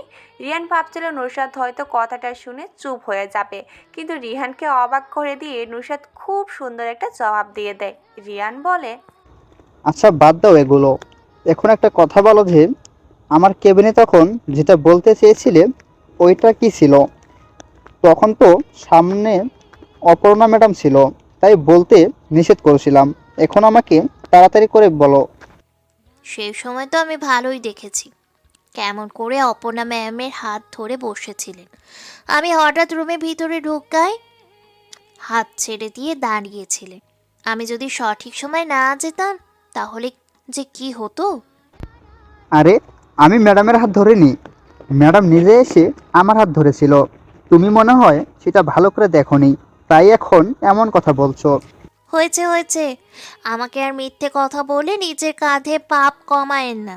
আমি পুরোটাই ভালো করে দেখেছি। যা দেখছো ভালো দেখছো। এখন আমাকে সেই কথাটা বলো যেটার জন্য এখানে আসা। এত অস্থির হচ্ছেন কেন? তাড়াতাড়ি কোনো কিছু করা ভালো না। ধৈর্য ধরতে পারেন না? আমার এত ধৈর্য নেই, তুমি আমাকে তাড়াতাড়ি করে বলো। নুসরাত দুটো বড় বড় শ্বাস ফেলে নিজেকে ফিট করে নেয়। এবার সে বলতে থাকে, আপনার বাবা মা আমাকে তাদের ছেলের বউ হিসেবে পছন্দ করে গেছে। এটা তো আমি জানি, আর সবচেয়ে বড় কথা হলো আমি ওনাদেরকে পাঠিয়েছি। রিয়ান স্যার, আপনি ভুল করছেন। এটা কলেজ না, এখানে আমাকে ছাড়া ডাকা লাগবে না, নাম ধরেই ডাকতে পারো। আর আমি কোনো ভুল করছি না, যা করছি ভেবে চিন্তাই করছি। না, আপনি এখনো কিছুই জানেন না আমার সম্পর্কে। কিছুদিন আগে মধ্যরাতে কোনো এক অচেনা আগন্তুক আমার রুমে প্রবেশ করে, আর সে আমার সাথে খারাপ কিছু করার চেষ্টা করে। আমি আজ পর্যন্ত কাউকে কথাটা বলিনি, আজকেই প্রথম আপনাকে বলছি। নুসরাতের কথাগুলো শুনে রিয়ান মুচকি হাসে। নুসরাত রিয়ানের উজ্জ্বল মুচকি হাসির ঝলক রেখা দেখে অবাক হয়ে যায়। কেন কেন রিয়ান এমন করে হাসছে? নুসরাত কি কোনো হাসির কথা বলেছে? নুসরাত রিয়ানকে উদ্দেশ্য করে বলে, আমার কথা শুনে আপনি এমন করে হাসছেন কেন? আমি সত্যি কথা বলছি। বিষয়টা আপনি সিরিয়াস নিচ্ছেন না কেন? আমি হাসি কারণ একটা মানুষ কতটা বোকা হলে কাছের মানুষের কণ্ঠ ধরতে পারে না। মানে? মনে করে দেখো তো, সেই দিন রাতের আগন্তুকের কণ্ঠের সাথে আমার কোনো মিল পাওয়া যায় কিনা। নুসরাত রিয়ানের রহস্যময় কথা শুনে একটু অবাক হয়। তবে নুসরাত এটা খেয়াল করেনি যে সেই দিনের রাতের অন্ধকারে অচেনা আগন্তকর গলার কণ্ঠের সাথে রিয়ানের কণ্ঠের কোনো মিল আছে কিনা। তাহলে রিয়ানের কথা মানে কি দাঁড়ায়? আমি আপনার সাথে কণ্ঠটা মিলিয়ে দেখিনি, কারণ আপনার প্রতি আমার কোনো রকম সন্দেহ কাজ করেনি। অনেক সময় সন্দেহ করতে হয়। এই পৃথিবীতে সবাইকে বিশ্বাস করা ঠিক না। তুমি যাকে অন্ধের মতো বিশ্বাস করবে সেই তোমার সাথে আগের বেইমানি করবে। তার মানে সেই দিন রাতের আগন্তুকটা কি আপনি ছিলেন? রিয়ান মুচকি হাসে। নুসরাত মেয়েটার বুদ্ধি আছে বলতে হবে। একটা রহস্যময় বিষয়ের হালকা ক্লু দিতেই বুঝে গেছে। রিয়ান বলে, ধরে নাও আমি ছিলাম সেই দিন রাতের আধারের কালো আগন্তুক। ধরে নিব কেন? আপনি শিওর দিয়ে বলেন। আমি ছিলাম। অনেক দিন যাবৎ তোমাকে দেখতে পাইনি, তাই রাতেই চলে গেলাম তোমার বাসায়। নিজের পরিচয় গোপন রেখে তোমার সাথে একটু মজা করছি আর কি। এমন বুক কাঁপানো ঘটনাকে আপনি সাধারণ মজা বলছেন? সেই দিনের কথা ভাবতেই আমার এখনো ভয় লাগে। একবার আমার সাথে তোমার বিয়েটা হয়ে যাক, তারপর সব ভয় আমি নিমেষেই দূর করে দেব। ভালোবাসি আপনাকে। নুসরাতের মুখ থেকে এমন কথা শুনে রিয়ানের মুখ উজ্জ্বল হয়ে ওঠে। আচমকায় কোনো প্রেমিক পুরুষ তার প্রেমিকার কাছ থেকে এমন কথা শুনলে কী রকম অনুভূতি হয় সেটা একমাত্র সেই ছেলেটাই বলতে পারে। রিয়ানও ঠিক এমন অনুভূতির সম্মুখীন হতে পেরেছে আজকে। এত বছর ধরে একটা মেয়ের পিছনে পড়ে থাকার কঠোর পরিশ্রম বৃথা যায়নি মনে হচ্ছে রিয়ানের। কি বললে? ভালো করে বলো, আমি শুনতে পাইনি। আপনার শুনতে হবে না, আমি এক কথা দুইবার বলি না। আজকেই সেই নিয়মটা পাল্টালে? আমাকে আরেকবার কথাটা বলো। বুকের ভিতর আপনার জন্য মাতাল হাওয়া বয়, অনুভবে না বলা কথা বুঝে নিতে হয়। কাউকে ভালোবাসলে বলতে হয় না প্রিয়, মানুষটাকে অনুভব করতে হয়, নিজের ফিলিংসগুলো দিয়ে বোঝাতে হয়। দূর থেকেও ভালোবাসা হয়, মনের সাথে মনের মিল থাকতে হয়। আচ্ছা, হঠাৎ অকারণেই যদি আপনার মন খারাপ হয়ে যায় তাহলে আপনি কি করবেন? তেমন কিছু করব না। আমার মন খারাপ হলে আমি যেটা করি সেটা হলো কোনো একটা নির্জন জায়গায় 1 ঘন্টা বসে থাকবো, আর মন খারাপ কেন হয়েছে সেটা নিয়ে ভাববো, তাহলেই ঠিক হয়ে যাবে। আপনি কি আমাদের বিয়ের পর আমাকে এমনভাবে ভালোবাসবেন? ভালোবাসার স্পর্শ ছায়ায় পাশেই আছি তোমার সব সময়। যদি কখনো নিজেকে খুব একাকী মনে হয় ওই নীল জ্যোৎস্নার মতো, তাহলে দেখবে ভালোবাসা নিয়ে দাঁড়িয়ে আছি আমি তোমার পথে। কখনো তোমার প্রতি আমার ভালোবাসা কমবে না। নুসরাত রিয়ানের কাঁধে মাথা রেখে বলে, আমি আগে বুঝতে পারিনি আপনার ইশারা ইঙ্গিত, তাই তো আমার দেরি হয়ে গেছে এমন একটা মানুষকে কাছে পেতে। ভালোবাসি অনেক বেশি, ভালোবেসে ফেলেছি আপনাকে। রিয়ান একটা হাসি দিয়ে জড়িয়ে ধরে নুসরাতকে। অবশেষে সমাপ্তি ঘটতে চলেছে রিয়ানের সাইকোগিরি করা।